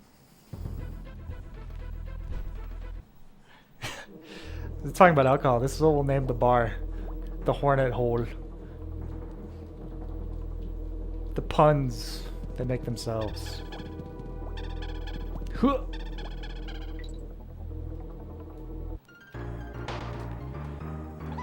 It's worse the less you drink. You mean the less often you drink? Or... Because in which case, yeah, of course, get your tolerance.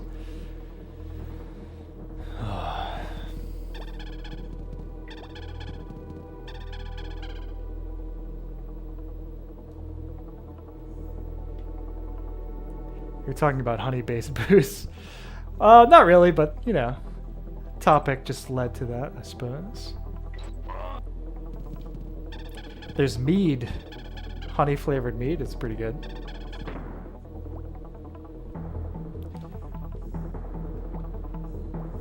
Viking stuff. Yeah, I think you're I think you're thinking of mead.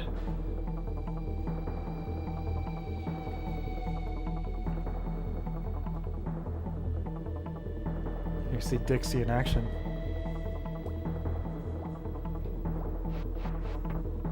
Yeah, mead is quality.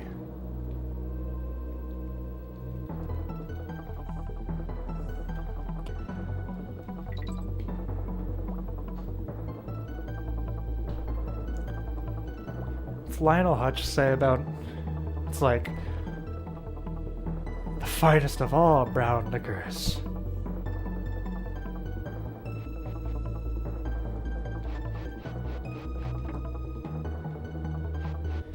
I've got a funny Simpsons joke lined up for when I take my break here soon. I'm sure if you can put two and two together, you'll probably already know what it is, but you'll see.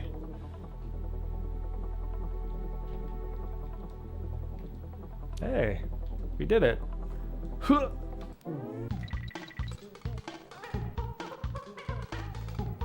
It's like these are the typical progressions of these streams. Start off talking about all the interesting technical achievements. It always devolves into the dumb jokes, doesn't it? No. It's always fun. I love you guys. No strong age correlation observed from local drugs I've seen in the past. Well, you're not seeing them the morning after now, are you? No, I'm just speaking from... sorry, I get a little congested here. More great effects going on. Just from my own personal experience, it seems like when I go a little overboard, as I get older, the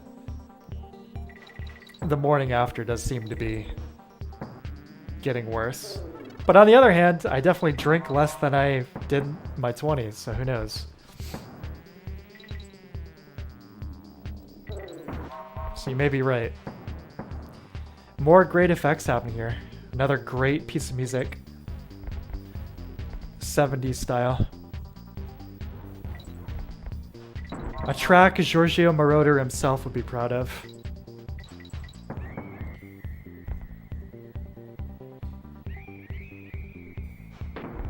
Just curious, what is the lore behind the carnival? Is this where the crocs come to unwind, do you think? After a long day of stealing bananas from Donkey Kong, they head over to the fairgrounds to relax.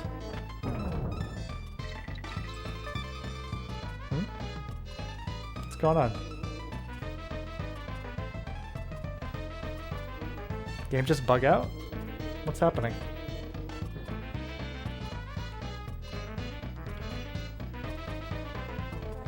An alcoholic made me promise never to drink alcohol. Let me guess. They were drunk when they told you that. I've been in that situation many times. Yeah, it's really cool when you're 21, 22, you're out with your friends at the bar or whatever, and some like hammered guy with like the bright red like cartoon nose pops into your conversation out of nowhere and is like, listen, and starts going off on some absolutely inane stuff. That's what you want to avoid. Becoming that guy.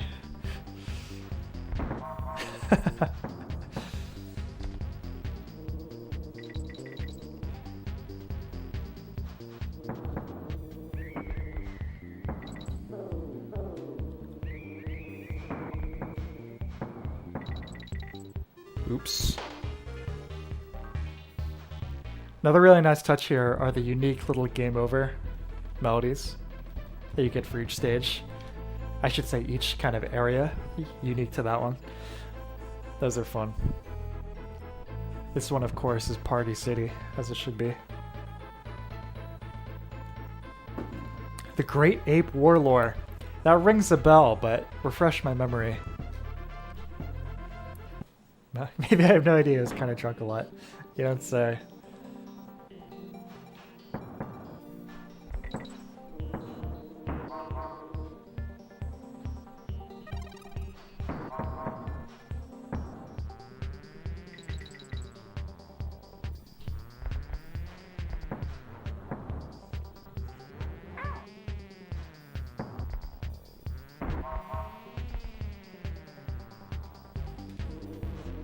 Nice baseline.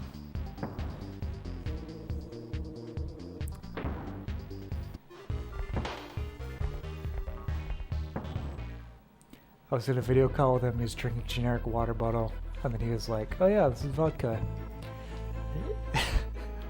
That's not good. Yeah, it's a little insane how much we prize alcohol as a part of our culture generally, when it is so destructive, so unhealthy, and has led to so many deaths, both directly and indirectly. Now, don't get me wrong, I'm not in any sort of favor of like, oh, let's get rid of, alcohol or anything. I think as adults, yeah, we should have the right to choose what we want to consume, put in our bodies and all that stuff, but it's a little insane. I mean, weed is still federally illegal, right? It's like, how many people has that killed?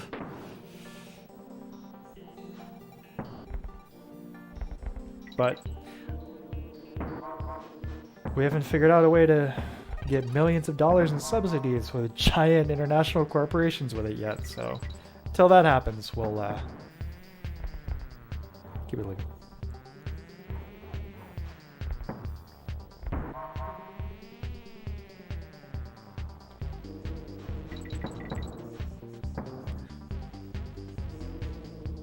There it is. There's the barrel.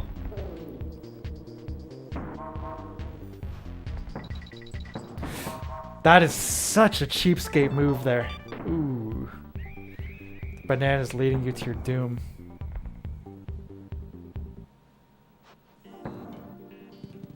Let's just enjoy the vibe here for a sec. Where's Diddy? That's weird. I can hear him, but I can't see any barrels. Cool guy, he's really coherent most of the time. I never really saw him really drunk. He's just constantly drinking. Yeah, that's too bad. Problem I've got with drunks is that they mistakenly think everyone is having as much fun as them. And everything they do is hilarious. Yeah, I've had that situation plenty of times as well. That friend of mine I was helping out on Elden Ring earlier. We were talking a little bit. Text a lot, but it's been a while since we've actually spoken, We're on Steam voice chat. He's got a brother who I used to be really good friends with, but there were just so many times where he would get blackout drunk that, we just kind of stopped hanging out with him. A lot of second chances. And, it's just got to be too much. I'm talking serious stuff too, man. Things involving ambulances and police and it's pretty, the opposite of the things you want to deal with when you're hanging out with friends.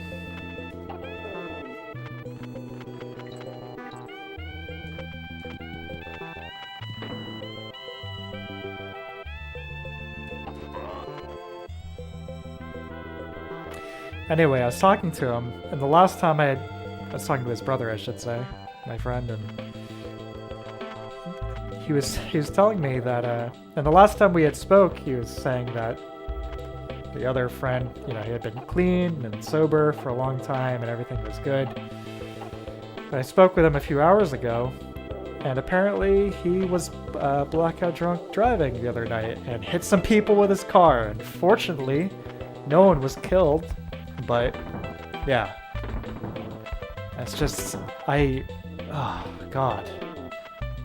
I have no sympathy for that. Anyone who's been given so many chances and continues to do these insanely stupid, irresponsible things that put other people in danger. It's really frustrating. I'm sorry, I was a little heavy there. Playing Donkey Kong Country 2. Getting real for you guys.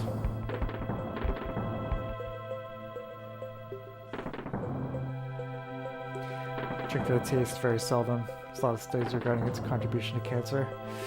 Yeah, it's no joke. I mean,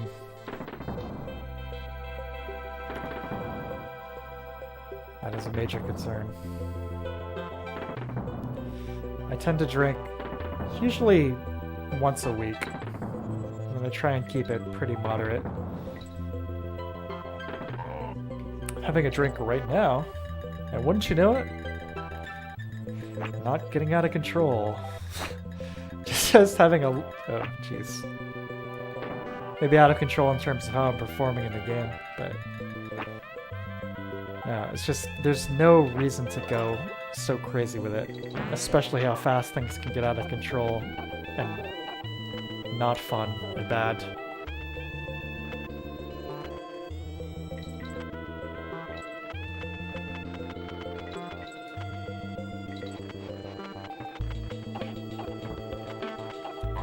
It's like drinking in excess. Hey, do you want to have fun for like 2 hours and then feel like you've gone overboard for the next 2 hours and feel sick?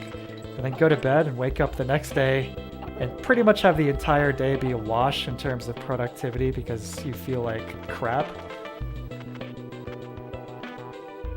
No. No, thank you.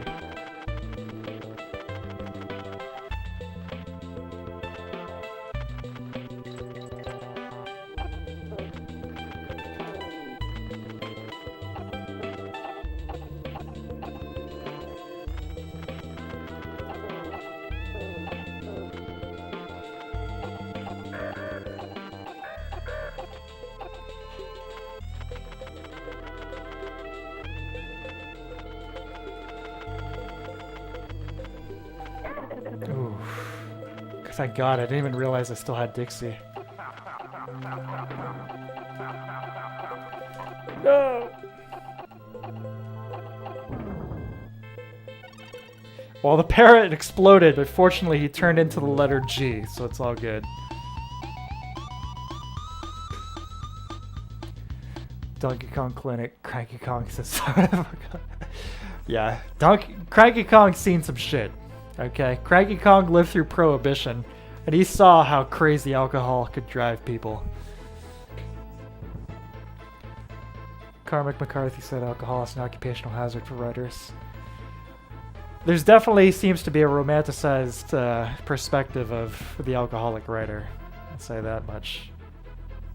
Zero self-control, so just control myself and stay away from stuff. Yeah, that's fair enough. If you know yourself better than anybody else, so if that's the choice you make, then stick to it.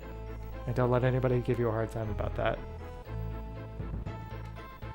I don't know how it is in the USA, but I wouldn't drink out to excess ever.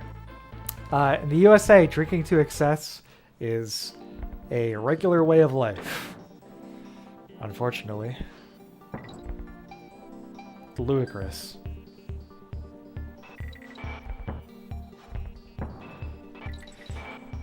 Any American city you want. Any one of them. Head to the bars area, the clubs, around 12:30. You're going to see a lack of dignity like you've never seen before.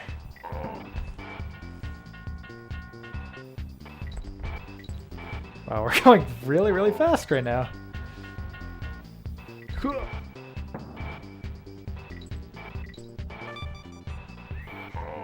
It's a pretty cool way to change up the minecart levels from the first game.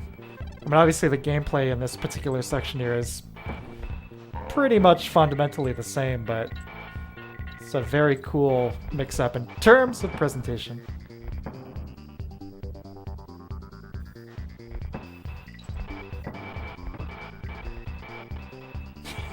You bump these guys and get a single banana.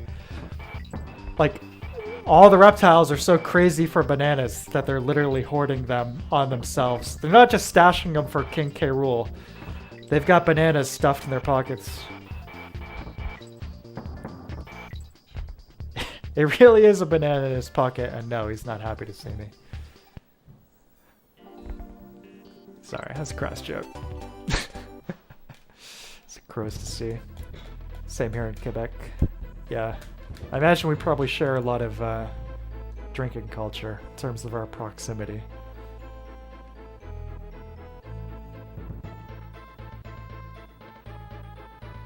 Mudhole Marsh.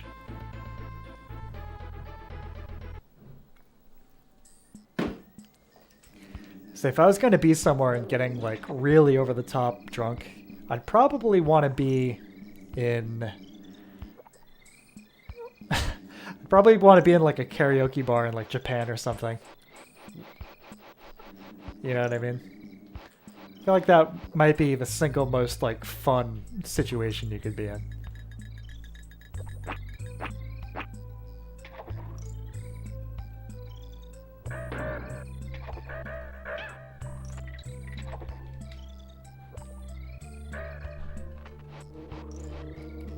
This guy's like Sonic the Hedgehog's goofy cousin.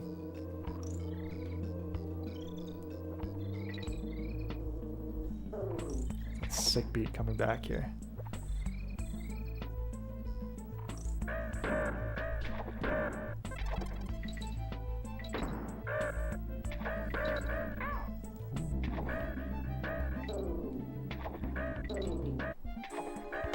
Whoops. Alcohol is a solid suppressor of self-critique and perfectionism. That's true. I'll be wrong. I've been more on the end of ragging on alcohol for the last 10 minutes or so here. But don't get me wrong. I definitely, like I said, enjoy it in moderation. And you're right. When it comes to self-critique and perfectionism, that's definitely true. That at least has been, the case for me. But a few instances of live performance type stuff I've done, whereas, a beer or two ahead of time.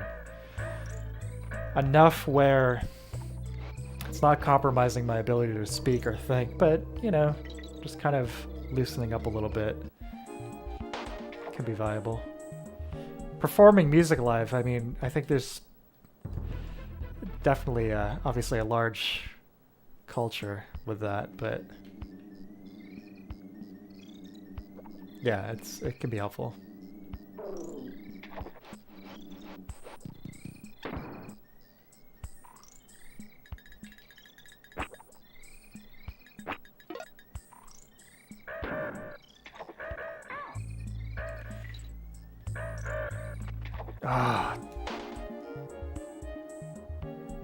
Sometimes I do with 2D games, sometimes thinking of 3D, like that minecart section would have been like going through a single track in a black void.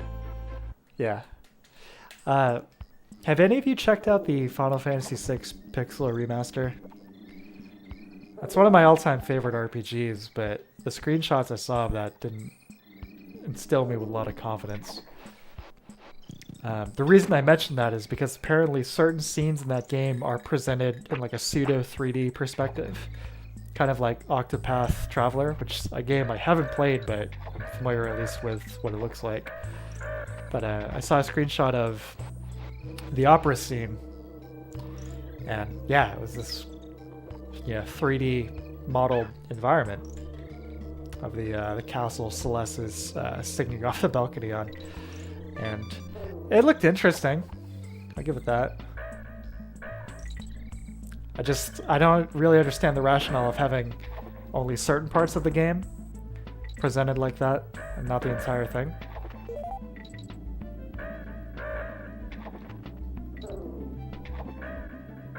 That's my problem. You just gotta slow down, let those guys swoop in. Done deal.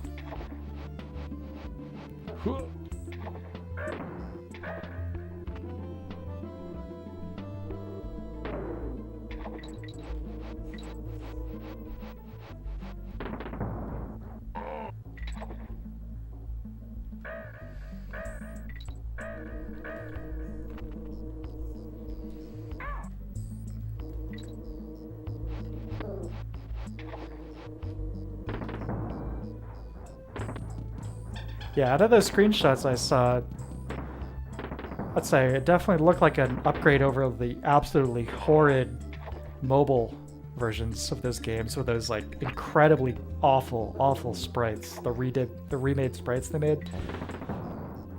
I think the new sprites that they're using again for this still look worse than the Super Nintendo originals, and I don't really understand the reason why we need to reduce shading complexity and change everything to a much lighter color palette, but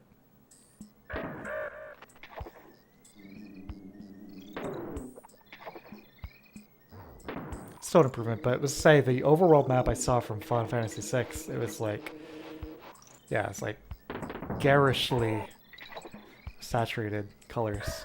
So I think FF6, I think deep, vivid colors and mostly like realistic, you know, tones, especially like on the Earth, the world map, in comparison to, you know, 4 and 5 on the SNES, is a lot more of a realistic color palette.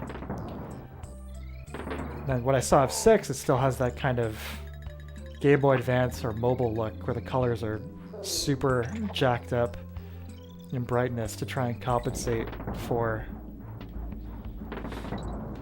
the dim screens on those platforms. Whoops. Oh, I did it again. Whoops. Alright. Time to focus. I want to try and clear this world before I call it a night on this.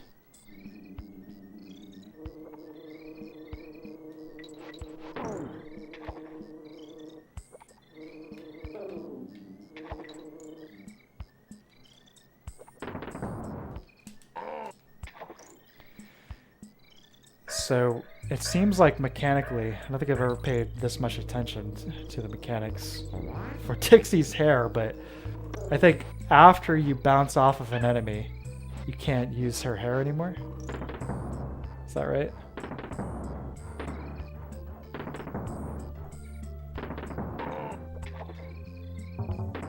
There we go.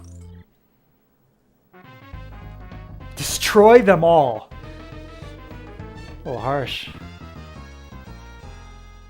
Okay. Right.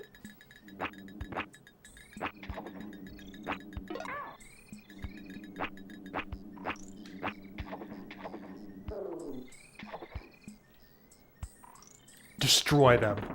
Not a single crocodile left alive.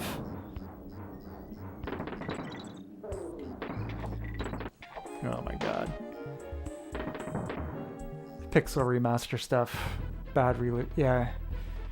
Pixel remasters are basically, okay, we realize all these mobile ports look like crap. So here are some versions which are supposedly more faithful to the original games. And they are more faithful, but in almost all of the ones I've seen so far, I still think the original games look better. I don't know why they keep doing this. It's like, let's generate more work for ourselves to create new assets for something that's going to look worse than the original did in the first place. Like, what? Sometimes I think the only team left at Square Enix that has any degree of like rationality is the Final Fantasy XIV team.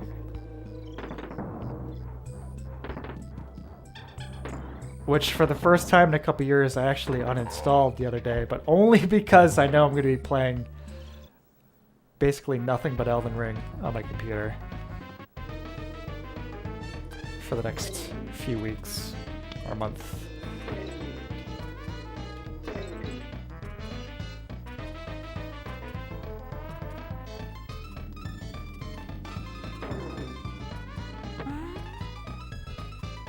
Where's it? Where are you? There we go. Rationale something not CRTs anymore. Yeah, I've read something about that and it's like, what? I mean, you can look at the original art right there on your new fancy LCD or OLED monitor and yep, still looks better than this new stuff. And I am aware that they recruited the original pixel artist that did these designs in the first place to do the new art. But that doesn't, I'm sorry to say, you know, my apologies to her. I don't remember her name, but it doesn't look, it's not an improvement. Boom, boom. Yes. There we go. Should we sure to play? Not a fan of Barebone Remastered Classic games either. Yeah, but I got Chrono Cross, Radical Dream as a gift. Yeah, I mean, like I mentioned before, it's cool that they released that, and then it's really cool that they included Radical Dreamers. Supposedly, that was originally going to be included in the original PS1 version of Chrono Cross, but what's his name? The director of Chrono Cross, who was the writer of Radical Dreamers, was apparently embarrassed by it. He didn't want it included. Like that, I think it's really great. I don't know why you wouldn't want that included.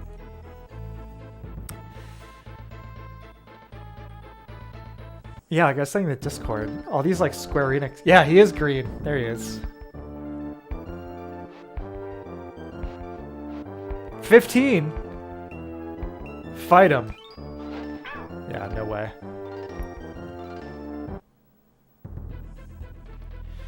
What was I saying? Yeah, in the Discord, all those like the classic like Square Enix re-releases. It's like, here's the game. It's got a worse presentation than the original did, and if you don't feel like actually playing it, press this button to skip all battles or maximum level your character. Because why would you want to play the game? You know? It's like you could save 20, 30 bucks or whatever and just watch a YouTube video. You know, if you really don't want to engage with the mechanics at all, then why not just watch a Let's Play? Yeah, is the engagement of like moving the character around on like the map screen that significant?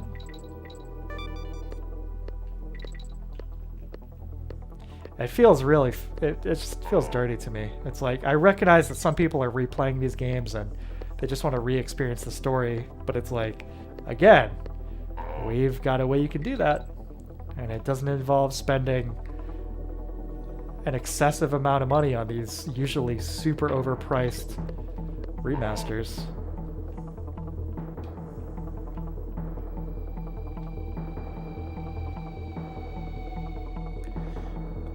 It feels, I'm repeating myself, but it just feels to me like they're saying like, yeah, the game isn't that fun to actually play, but you know, here's some mechanics so you don't have to play it.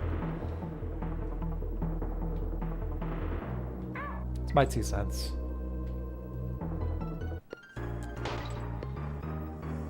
Pwned by bees, once again.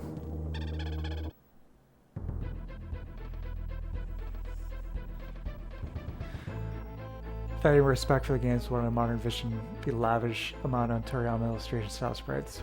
Yeah, that sounds good. Sounds good to me. Deeply perplexing. Dead to me as the company is coming on stage. 14's count just go clear Yoshida as meta part. Yoshi P, the MVP.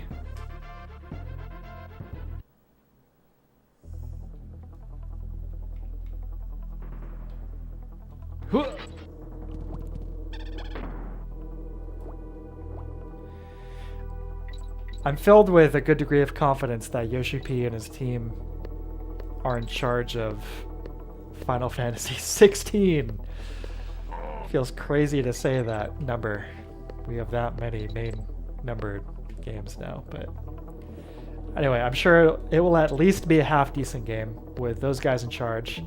Plus, they've got the combat director from Devil May Cry 5 in charge of the combat for that, so yeah. The pieces are all set for something that should at the very least be, you know, a halfway decent game.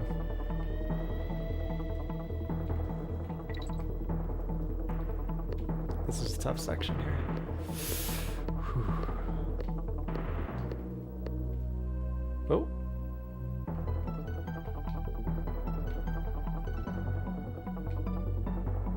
Where am I going?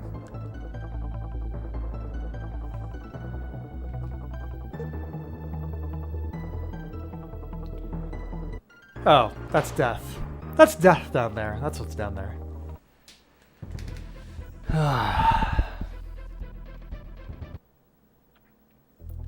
The Blue Point masterpieces. Yeah.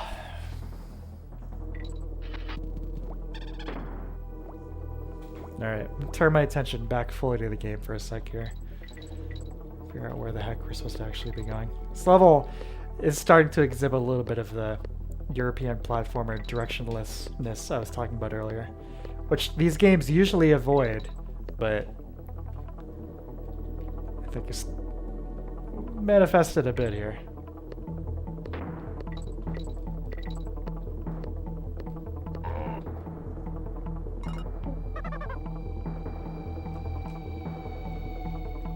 see.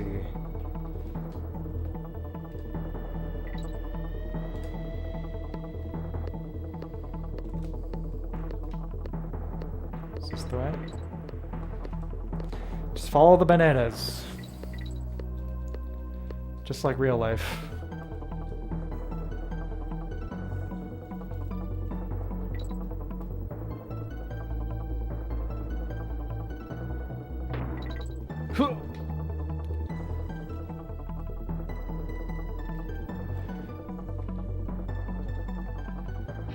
What is that melody reminding me of? Sounds very familiar. Da da da da da da da da.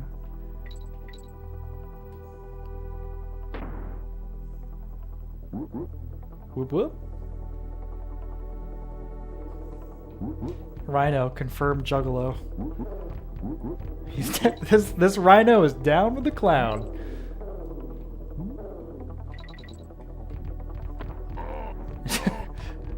Not down with the barrel. Oh.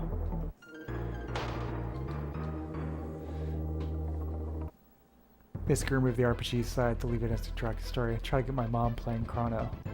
Let me know if that works. Coincidentally, this is one of the few games my parents, I should say my mom, was ever into. She really liked these Donkey Kong Country games for whatever reason. These were her cup of tea.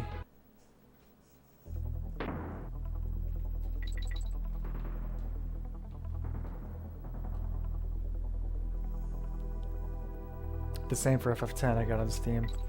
Yeah, it's the same with all those remasters. Final Fantasy 7, 8, 9, 10. Chrono Cross now, they're all like that.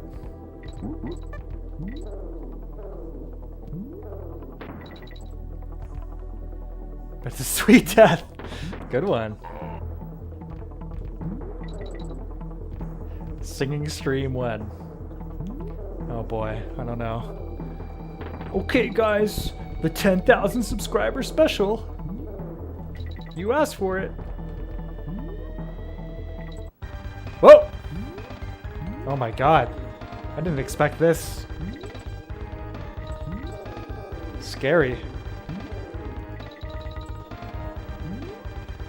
This is This is Nick Cage's nightmare.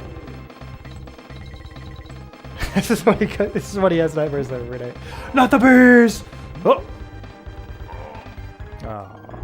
I was scared too, that's why I died there.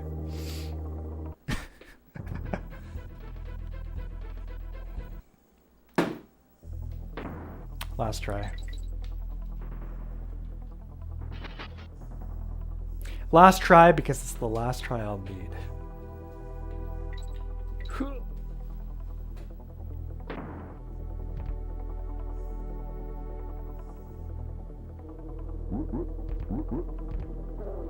Stage is making me hungry.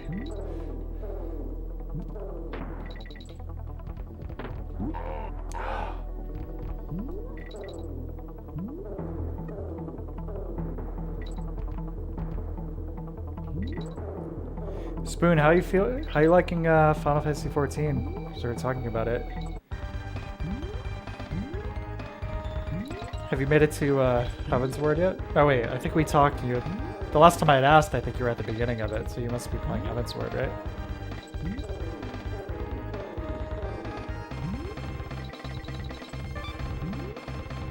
For me, that's when the game went from like a 7 to a 9. That was really, really good. There we go. Notice I haven't saved once this entire game.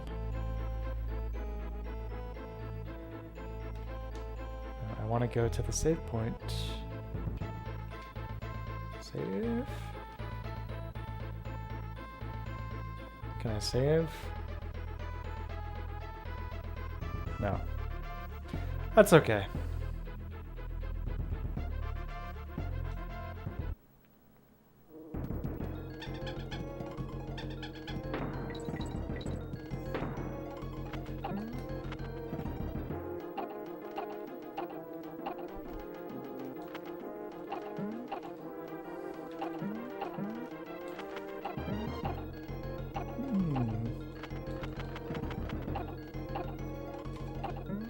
So I'm past the point where I usually stop when I'm replaying this game. So we're starting to get into territory which I don't necessarily have as memorized.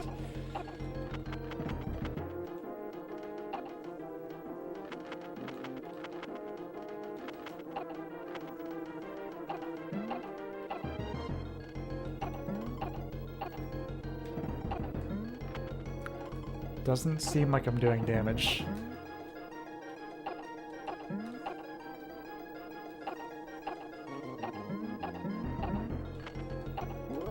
Oh, maybe. Okay, I guess it was. Unless that was just like one lucky shot.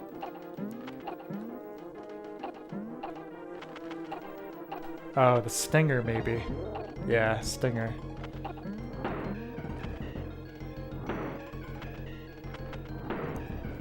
Parrot versus the bee.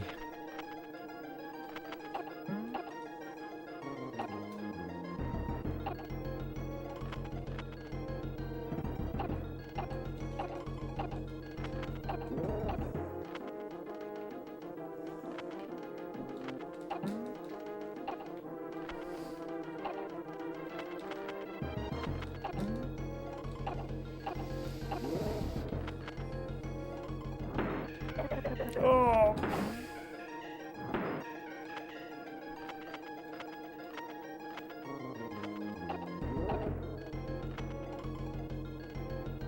Oh god, he's mad now.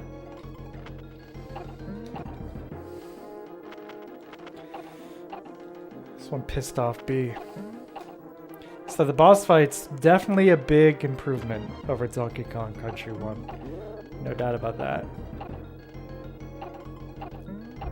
I'm just a regular bee! Haha!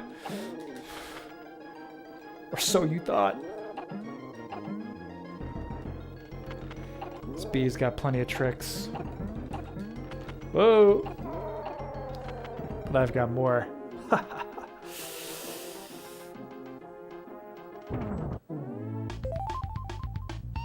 It hurts to be you. Ha ha ha. Which expansion is Matsuno Head Rider on? I'm not sure. Stormblood? I don't know actually, to be honest with you. See if I really need to save.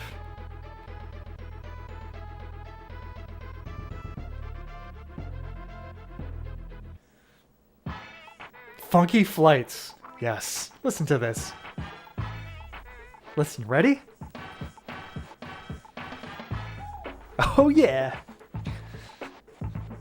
The completely unabashed MJ sample. Oh yeah. That is ridiculous.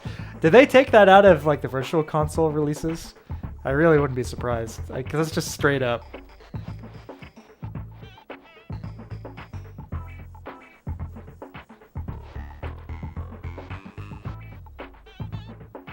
Spoon, almost done with Realm Reborn. Almost done. You are gonna love it. I promise you. However much you've been enjoying Realm Reborn, that is gonna be turned up to 11 with Heaven's Word. It is such a jump and improvement. It is such a jump in pretty much every conceivable way. It's really, really good. Let's see. Yeah, Kickstarter failed to materialize for Matsuno. That's really too bad.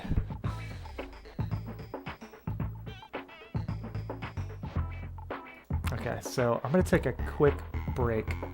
Be back in like 2 minutes, but I want to leave you guys with something special here. Let me see if I can get this going right here. Some appropriate music.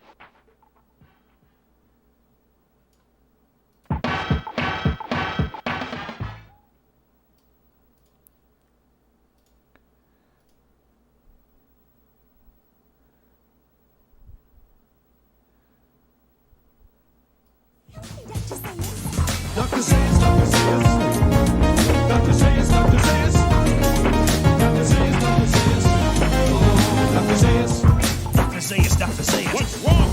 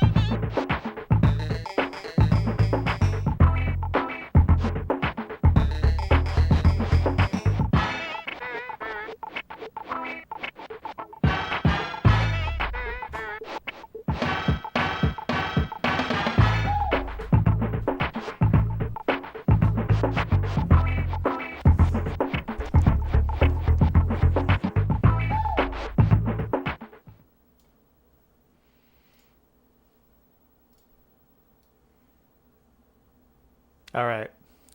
I'm back. There we go. There's the game audio.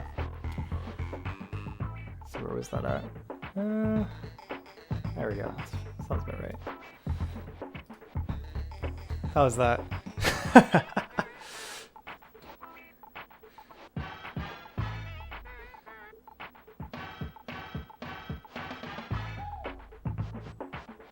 Sweet jam. Glad I was Sorry. Sorry about that. Whoops. Yeah, the audio setup on this this computer or the whole retro setup is a little funky. No pun intended. Everything's sound right now though.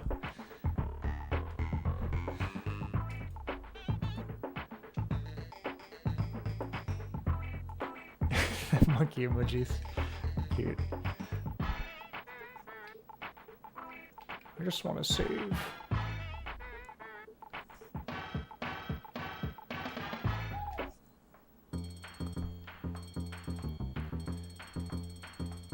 Oh, look how volume difference is at. Yeah, you never know when I'm gonna hit you with one of those. Check out that math on the left there.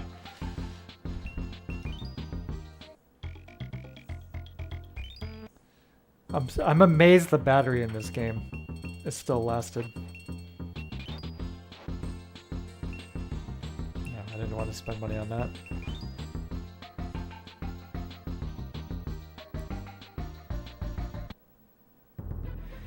So you change the language of FF14 to French reluctantly. The writing is much better. English localization. Yeah, Realm Reborn is...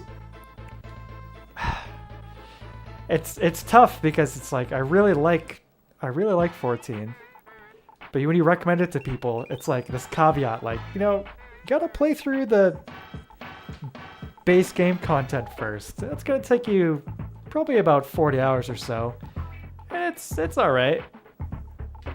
You know, it's like that's not exactly a glowing recommendation. And yeah, the localization is one of those aspects. But it gets much, much, much better. Ooh. Another one of my favorite tracks in the game here. The sunbeam effects, look at that. That's really beautiful. This game is such a technical achievement for the system. Gorgeous. And of course, you all know I have a thing for the old school pre-rendered backgrounds. And this stage delivers.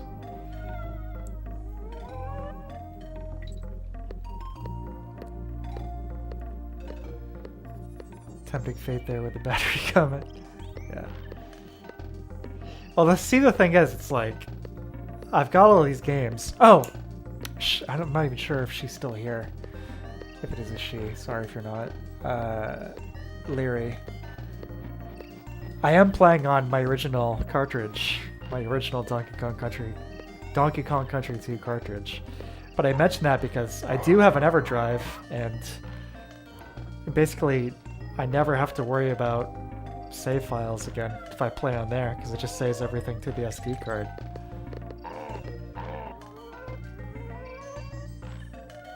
But I am playing on the OG cart right now.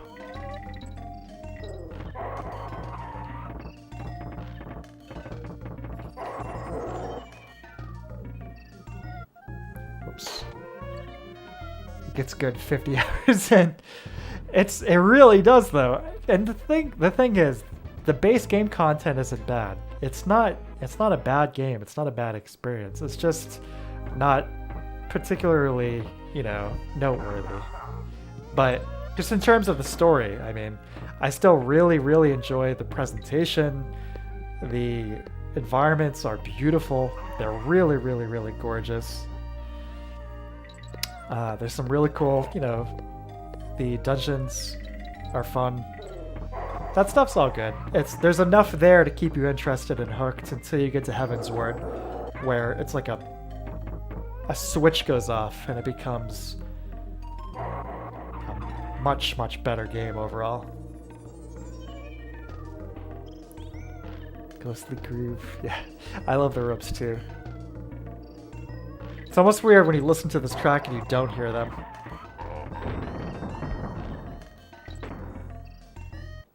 The ghost rope looks like the guy from the SpongeBob Shotgun episode. Yes.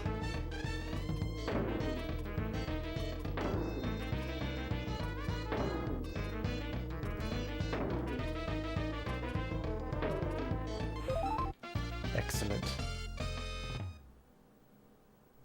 Perfect scenario. You want to pick up a SNES? I'm conflicted. I've got two currently. I've got a RGB modded SNES Mini model, which is what I'm playing on right now. Then I also still have my original SNES, the Model 1 SNES, that is so yellowed it's almost brown. It is the most yellowed console I've ever seen. But it's mine, it's my OG. It's like, I really have no reason to play on it anymore. But it feels weird to get rid of it, you know? Just that ephemera thing that keeps coming up.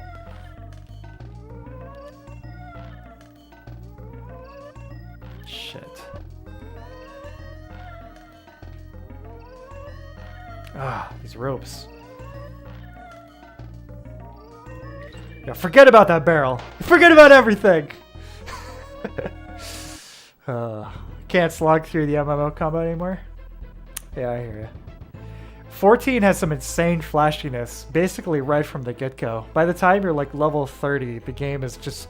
Anytime you're in a group situation, it just becomes like an insane fireworks show. What was I gonna say?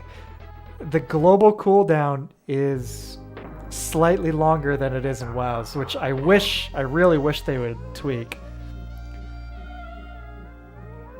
But the pacing is good. I've only played as the warrior class, which is basically a tank, and it's a pretty dynamic rotation even from lower levels. It's pretty engaging. I think they did a good job with that. I can't speak for the other classes, but you know, you've got your combos, plenty of AoEs, buffs and debuffs.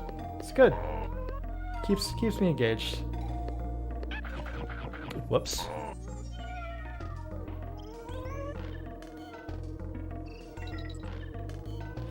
Yeah, the song is incredible, Mouse.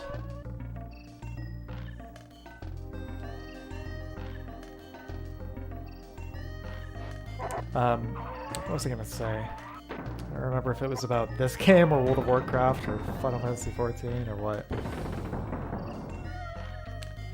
I did play WoW back in the day, and I enjoyed it the most when I didn't know what I was doing. When I started as a night elf, it was just wandering around the world, insanely underleveled, using a staff despite the fact that I was a hunter just because it looked cool and some guy gave me like a glowing blue buff on it. And that was really good. And eventually I just, you know, was way too lost and stuck and underleveled. And then the other ideal situation arose a few years later when a friend of mine, this is the guy who unfortunately mentioned earlier, who has like the drinking problems and whatnot now, but he was like a WoW expert. Burning Crusade was coming out soon and he wanted to get back into it. And he showed me the ropes, but it was perfect because I hadn't played in a while and hadn't known what I was doing even when I was playing. But I had, you know, my friend with me to guide me through this entire thing, you know? She's like, okay, we're gonna go here, we're gonna do there, we're gonna do there. So I really got the best of both worlds. So I got all of the wonder, but I also got somebody explaining the mechanics to me, you know, right there next to me. Weird. Look at this. Weird stage. Oh. Trick to revert to the OG colors, submerge the plastic and peroxide, put it in UV light for a while. Yeah, I could do that. But I don't know. I feel like the yellow's part of the character. This SNES Junior, the SNES Model 2 that I'm playing on right now, the RGB wanted one. This one looks like it was kept in storage until like 2019. It is mint. It is so clean. Yeah. What was I gonna say? The Saturn I bought last summer. That one I would maybe consider doing the peroxide thing on. Because obviously I don't really have... I love the system, but I don't really have the nostalgic attachment to it. And it looks cool, but it's seeing pictures of like great condition, you know, Model 1 Japanese Saturn compared to mine, it is tempting. Well, you mentioned in the Discord though, my first priority is getting that Fenrir in there, which I'm still waiting on from Castlevania games. No!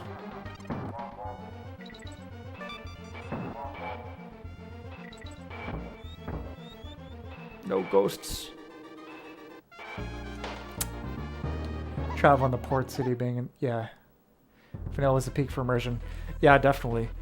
Burning Crusade was still pretty good with those cool intergalactic planetary type levels. But yeah, Vanilla was definitely the best.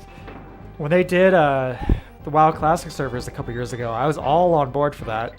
And I was really enjoying it.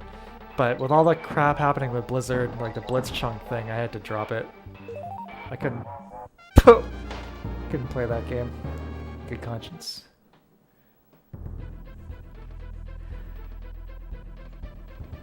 Few bodybuilders stories start with I sold my WoW account. Yeah.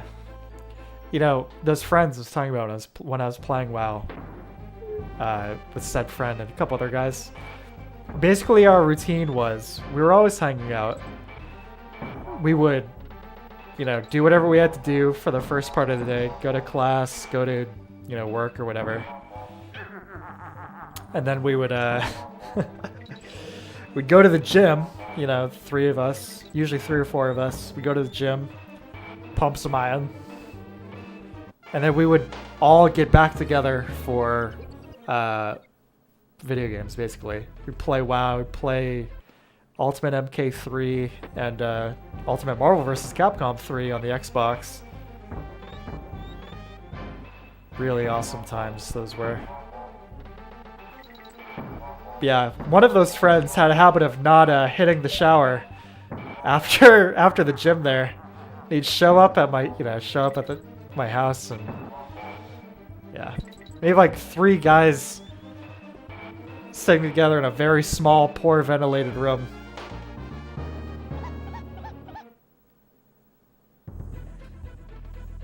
The recipe for disaster. Anyway. Addicted to WoW for years. We owned our first taste of this massive fantasy world. Pure bliss. Quentin Kata. Yeah, me too. I think a lot of people did. Kata was the deal breaker. One of my friends still plays WoW. Is bodybuilder in the Air Force. Has been on gear the whole decade. I know him. Yikes. It's cool though. Brunette palette swap of Duke Nukem. I worry for his heart. Yeah, I've never messed with steroids. Not worth it. I don't need to get that big. I've never been big, but I've never been at the point where I thought steroids would be a good idea. Oh, don't hit the minus barrels. Okay. Whoops. Forgot about that.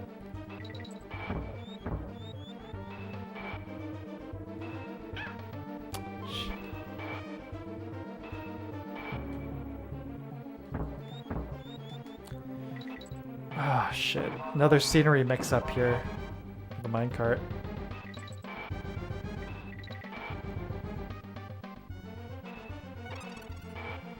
No! Oh my god.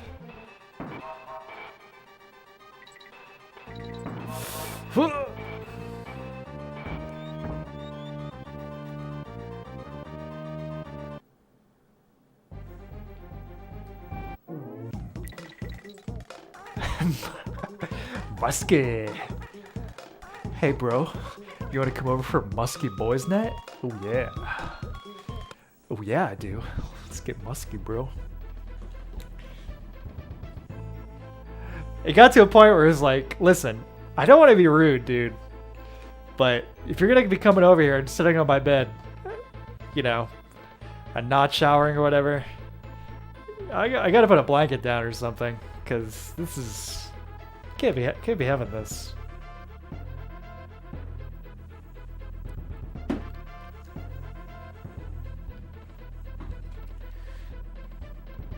This is his way. Yep. You know who I was really disappointed in a few years ago, if you guys are in the bodybuilding scene, is Callum von Moger. That guy had everything lined up. He could have been one of the best, biggest ever. And he blew it. He absolutely blew it. Really, really disappointing.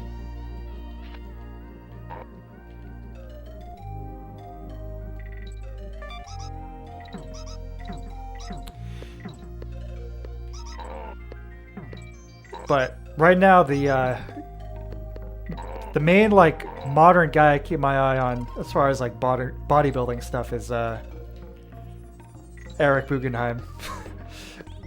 Rick de la Stick.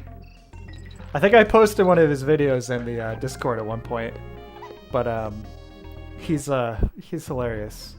I'm pretty sure he's natty, but he's he's the man. He's super funny. He's actually in the WWE too. And if Vince McMahon still has any brains left, he'll start promoting this guy because he's got way more character than most of their current lineup. I gotta focus.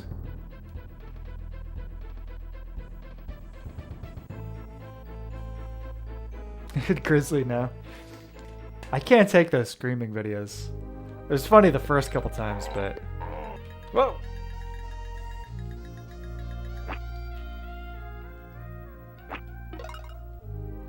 He's Greek, right?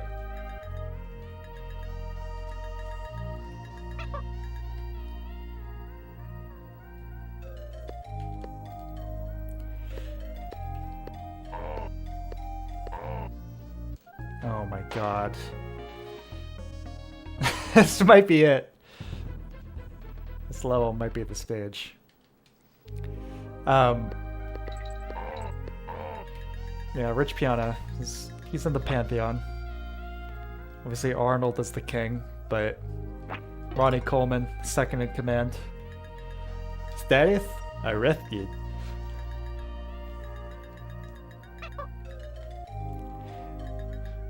Ain't nothing but a peanut.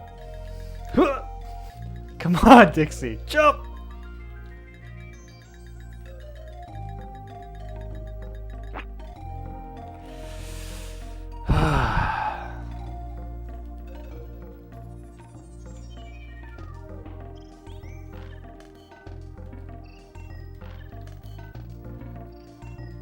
There it is.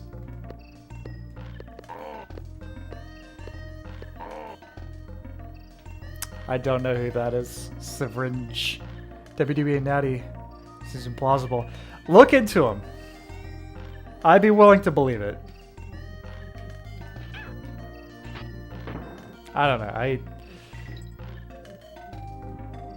He just has... You'll see. He's got the mindset. You go over, find his YouTube channel, watch a few of those. You'll understand what I'm talking about. He's just willing to go absolutely nuts. Like, this is a guy who I think is probably more worried about. I should say others should probably be more worried about him like blowing like a blood vessel or having an aneurysm or something because of the intensity of his workouts, instead of worrying about him being on steroids.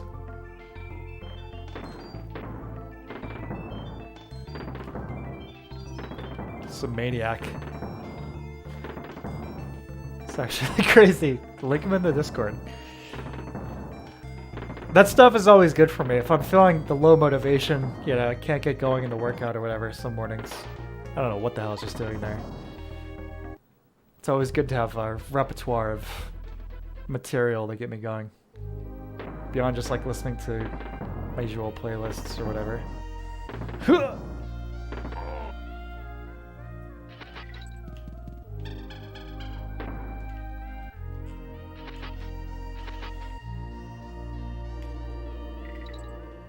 That was a very, very lucky jump. Whew. The stage is hard. It's like those Ninja Gaiden 2 stages on crack. Again, they knew to give the most frustrating stages the most relaxing music. Smart, Rareware. Smart. Whoa! Ugh. Jason Genova, one of the goats too. Yeah? I don't know if I've heard of him. Syringe eats raw meat exclusively. Boy. That doesn't sound good.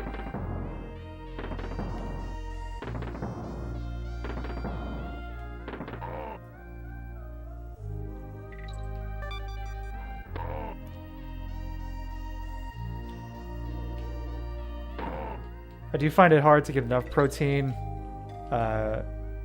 without going overboard in fats, without also just... Basically what it comes down to is how much whey are you willing to chug, you know? It's like if you're not going to be eating the chicken and tuna, you're not going to be getting enough protein from the vegetables. You're not going to be getting enough protein from the nuts without exploding your macros. It's not going to happen. So you got to turn to the whey. How much whey? I probably consume on average... Let's see. About 120 grams of... No, not 120, excuse me. Yeah, about 120 grams of whey protein a day, in addition to everything else. I was just trying to do the math. It's like... bro science. There's 31 grams per scoop. I should usually have like one big shake for like a post-breakfast meal, and then one little shake at night.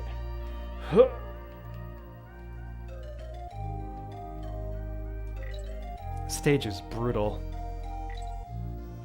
Ugh.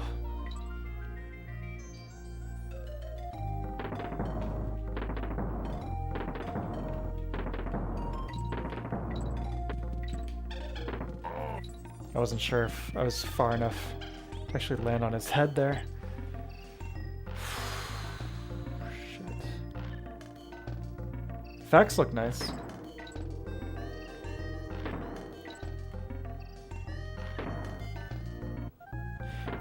Okay. That's a little poorly designed in my opinion.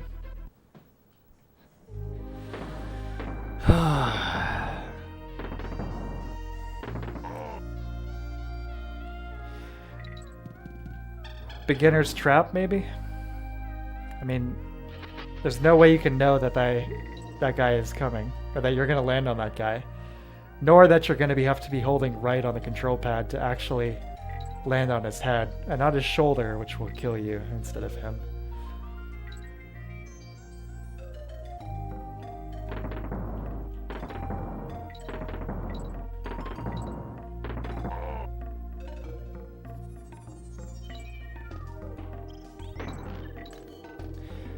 Focus, because I'm sure we're all getting very sick of this stage. So I know I am.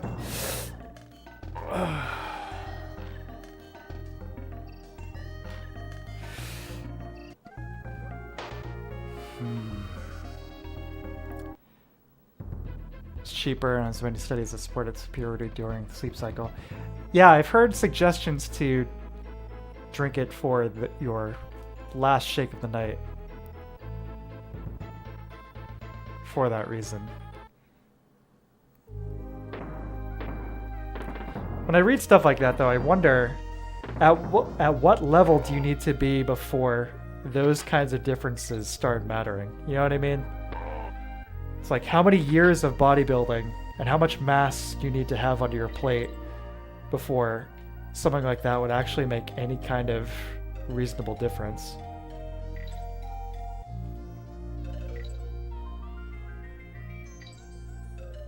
By the way, this is not, I was not expecting to get into this topic. Not that I mind at all. It's just the beauty of my community I have here. A diverse set of interests. Yes. There we go. There we go. Dixie, the MVP. Oh!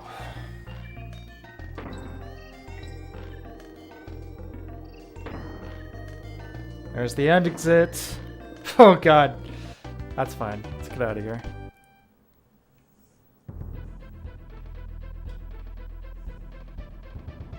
Let's save at the Kong College. And I said this about the last world, but this will be the last world. No, I don't want to save twice. B in this game does not cancel.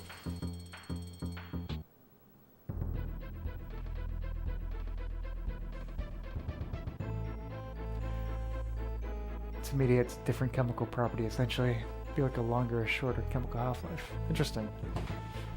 Look into that. I just ordered another 5 pounds of whey, but I'll look into that.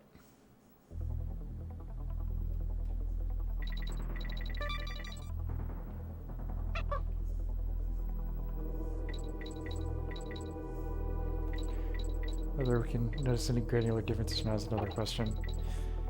Yeah, it seems like it'd be the kind of thing that would be extremely hard to measure, you know? It's like, in either case, if you're getting sufficient exercise, nutrition, and rest, you're going to be experiencing muscle growth, which is a completely non-linear process anyway, in terms of the gains. So yeah, it'd be very, very, very hard to quantify. You'd have to find two people with extremely similar physiques, age, diet, rest patterns, all of that.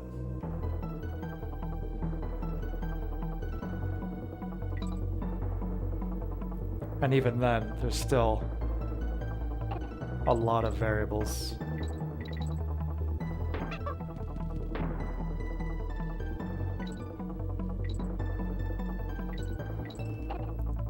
Still trying to figure out what this melody reminds me of. Something very familiar.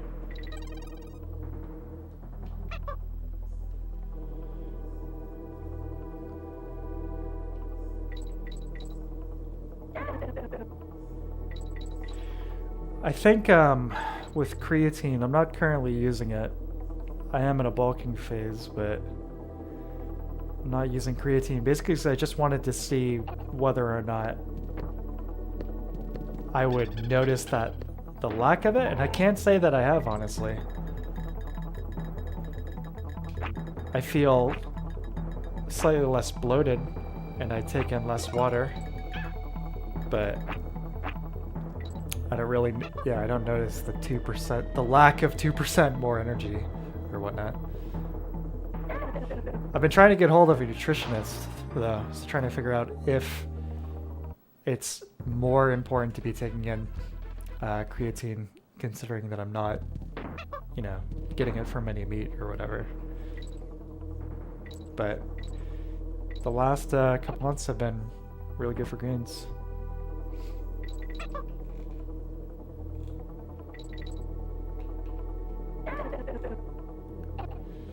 Got the slow and steady, mostly clean gains going on. 1 pound a week. Believe me, I've done plenty of creatine before. I've got a jar of it in my kitchen right now. Which is packaged in the most mundane way possible. Like, it looks like something that should be in a laboratory, not a kitchen. You know, definitely doesn't look like something that's meant for human consumption, but I've plenty of creatine in my day. 2 or 3? I've always heard 5.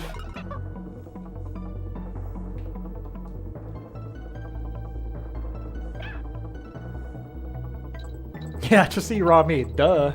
What am I thinking? Shit. I read that as Zima. It's like, yeah, I pound some Zima, go to the gym. It's great. Alright, let me focus.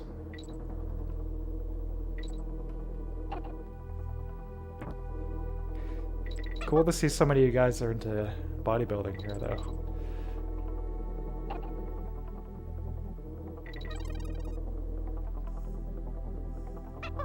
Strong body and a strong mind go hand in hand.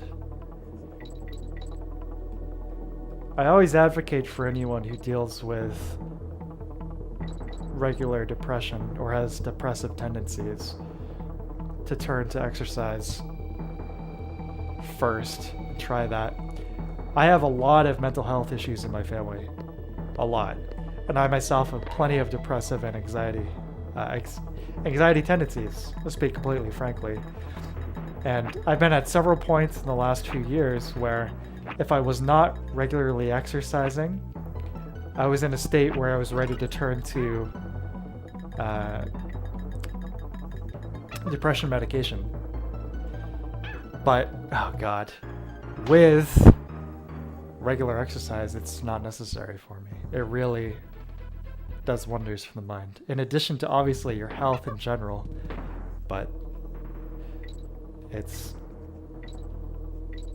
I couldn't go without it.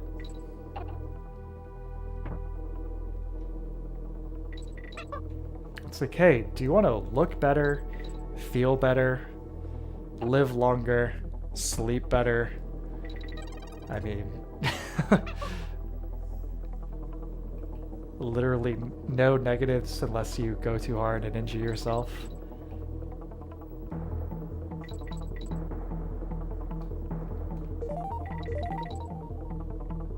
And obviously that's not going to be the case for anyone, you know, it's not going to be like, oh, you're depressed, just work out. That's not what I'm saying, but it's like, it's non-deniable evidence that it is linked to mental clarity and an overall better mood, and in my personal case, has done wonders for my overall state of mind. The thing I'm trying to register here is, it's a little confusing. Is the bird the hitbox, the monkey's the hitbox, or both are hitboxes? I'm getting the feeling it's just the bird. Let me see. No, it's both.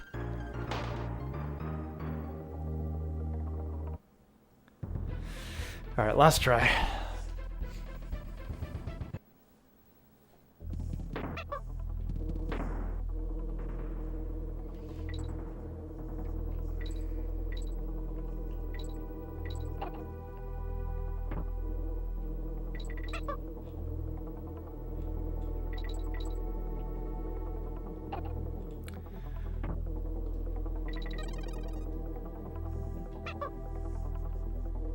Also, one more thing I'll say regarding exercise is it can be a very valuable investment to purchase a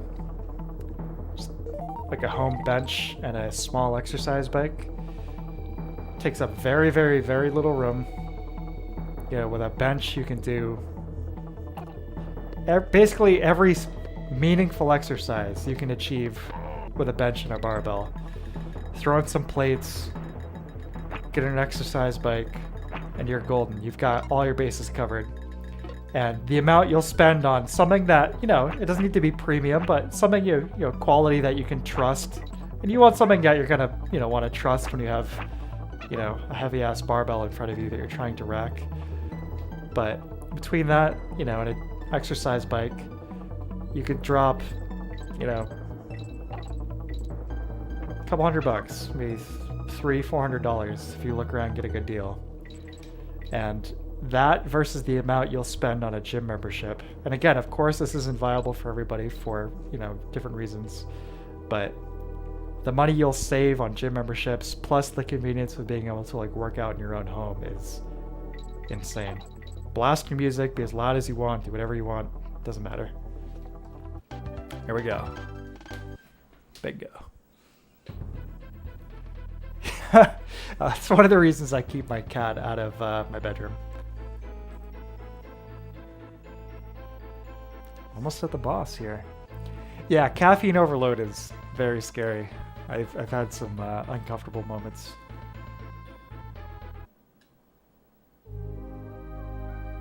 Hurtbox.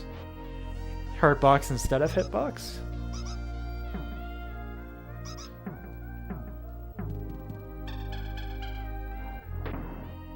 Would hitbox technically be like a 3D term? It's like something divided by 3D space.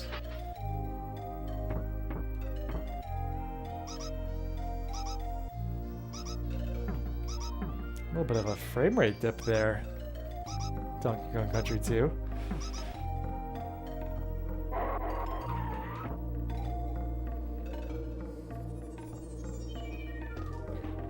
Coffee, so I keep some Swiss processed decaf beans for 11 not to deal with caffeine half-life. It's a good idea. Reminds me, I think I might have used the last of my bag this morning. I don't think I might have enough for a cup tomorrow morning. But fortunately, tomorrow is also a rest day for me, so hey, no big deal.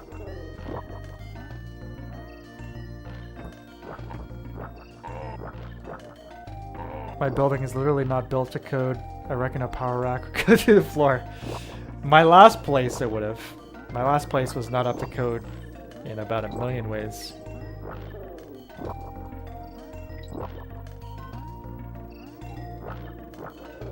No, I've got a lot packed into little space. I think I've shared pictures of my like retro room setup on the Discord, right?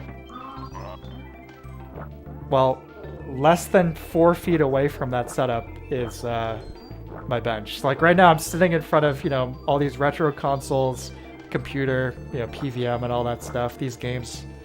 And then directly behind me is my bench.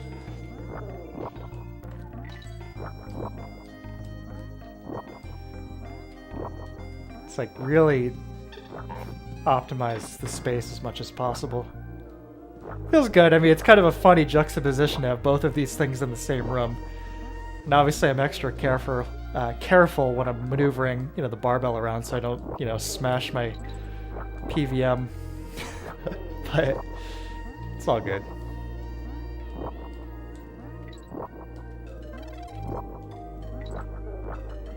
I took a funny picture earlier. I was stretching out on the floor. You know, I talked about my whole like experience with the Parasite Eve, like buying my physical copy of that. I still have just like the innards of the CD tray on top of this monitor, the PVM. And I was laying on the floor stretching, and I just happened to kind of like look kind of up and to the left, and I see Eve, you know, the antagonist from Parasite Eve there. A CGI render that's in the inside of the CD jewel case. I look over and I see that render looking down at me with a creepy smile. It's funny. Like taunting me for not finishing the game. Oh.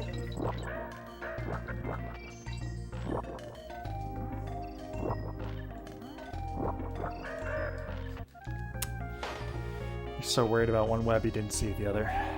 Yeah, hitbox is for an enemy on you. Her box relates to your character and where her box has to touch for it to register. Right on. Oh yeah, I want to risk it and just sue the bastard if something goes wrong. Well, if you can do it in a way... If you've already brought it up to him, he won't do anything about it.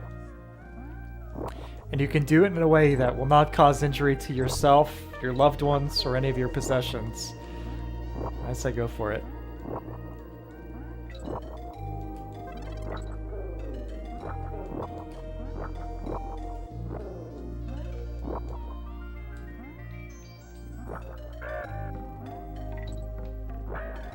No!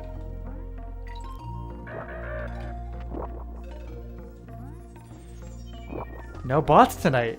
I didn't even realize. Wow. You might have jinxed. You might have just jinxed it though.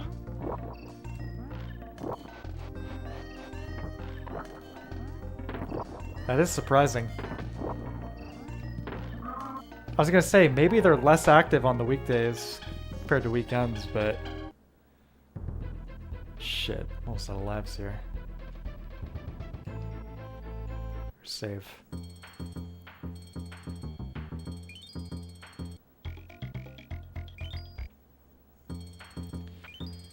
No, I've done this every time. Ah! So many coins wasted. Alright. Last try of this level. If we get it, great. If not, that's great too.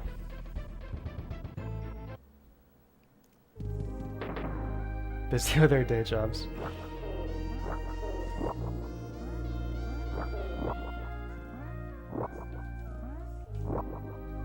The Russian and band is more likely. You know, I was actually thinking about that recently. That's an interesting point. I've read a few articles talking about that.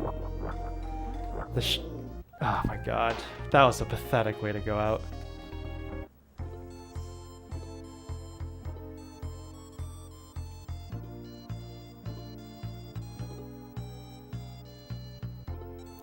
Pretty depressing image, but not quite as depressing as the Donkey Kong Country 1 ending. Seeing Donkey and Diddy all beat up and bandaged and all that. The all red is pretty intense. Let's see where we're at. We still got that stage? Yeah, okay. One more try.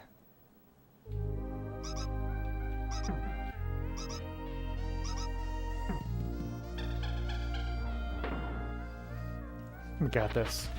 We get my good position here. I'm like sitting more in front of my computer monitor than I am with the CRT.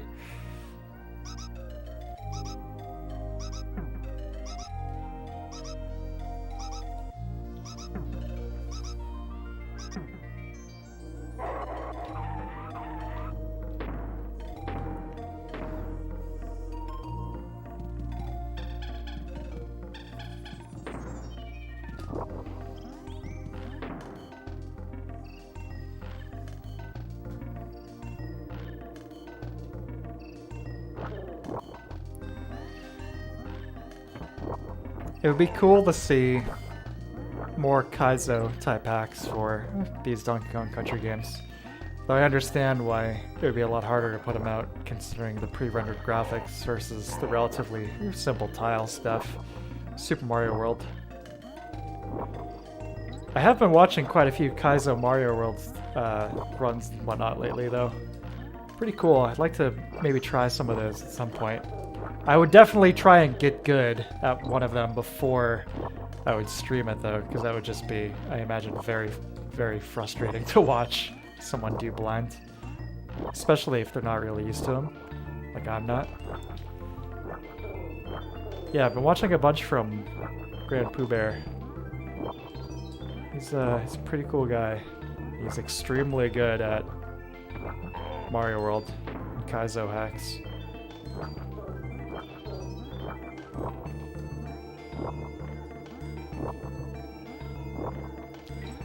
Just watched him play one called, it was like Shy Guy World 2 or something. And it's a Brazilian Kaizo hack. You play as a Shy Guy, but the stage design is beautiful. It looks super, super, super good. Almost like Yoshi's Island 2 type good.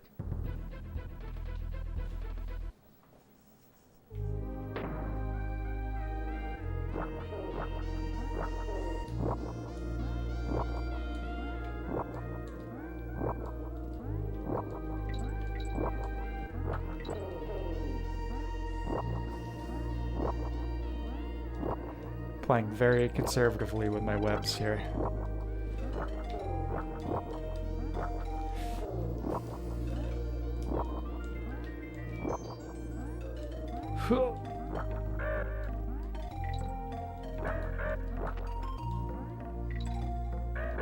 The hurt box doesn't seem quite as forgiving as the parrot's coconut.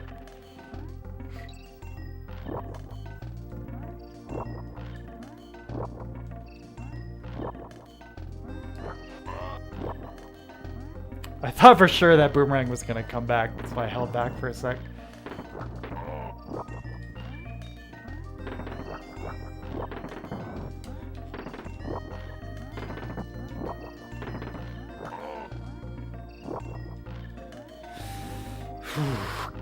This is extremely hard. This is a tough level.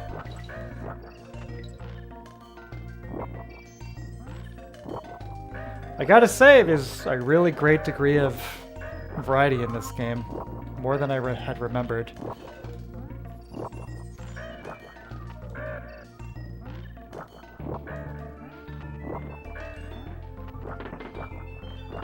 That was... Didn't see the cannonball. This is the last try. For real, this time. What's he doing up there? Look at him.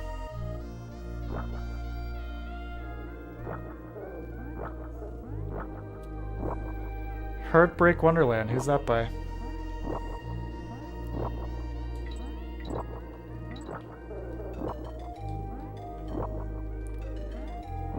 It's a long stage too.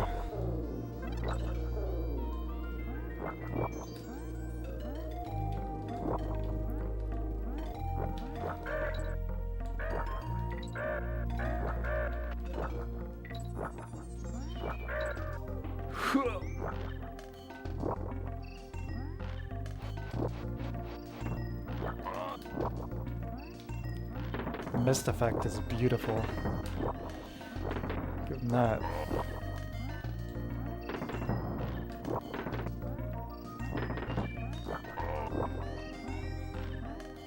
Oh yeah, World's End Girlfriend. Yeah. Favorite band, right?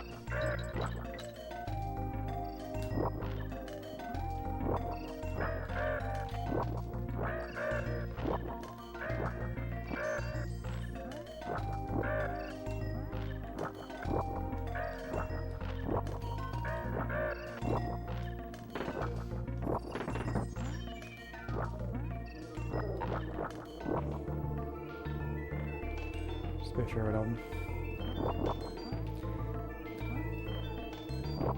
Oops.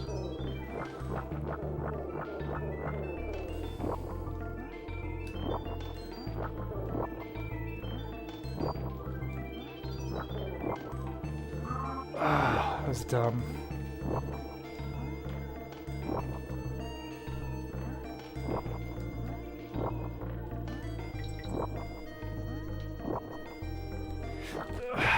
All right.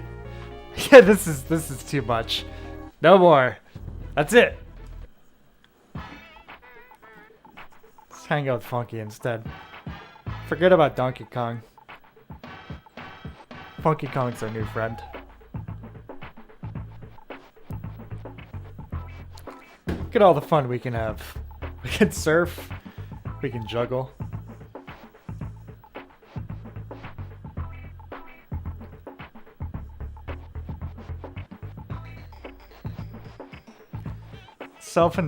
Self-indulgence kind of a tricky term to use to criticize music. You know what I mean? It's like one man's trash, another man's treasure type thing. Anyway, I'm gonna wrap this up. This one has gone on long enough, especially for Wednesday night. But it's really sweet revisiting this game. I'm not sure if I'll follow up again next week. Maybe I'll throw up one of those polls, Donkey Kong Country 2 or something else on Wednesday. But one thing that is for sure will be Metal Gear Solid 3 Part 3 this Sunday. And I promise you all, I'm going to do a lot better than I did that last stream, because that was just embarrassing. Snake really, he didn't do a very good job sneaking around the Russian jungle. But yeah, thank you guys again for tuning in, chatting as always. Always a pleasure and a treat. I hope you have a great rest of your week, and I will see you all next time. Adios.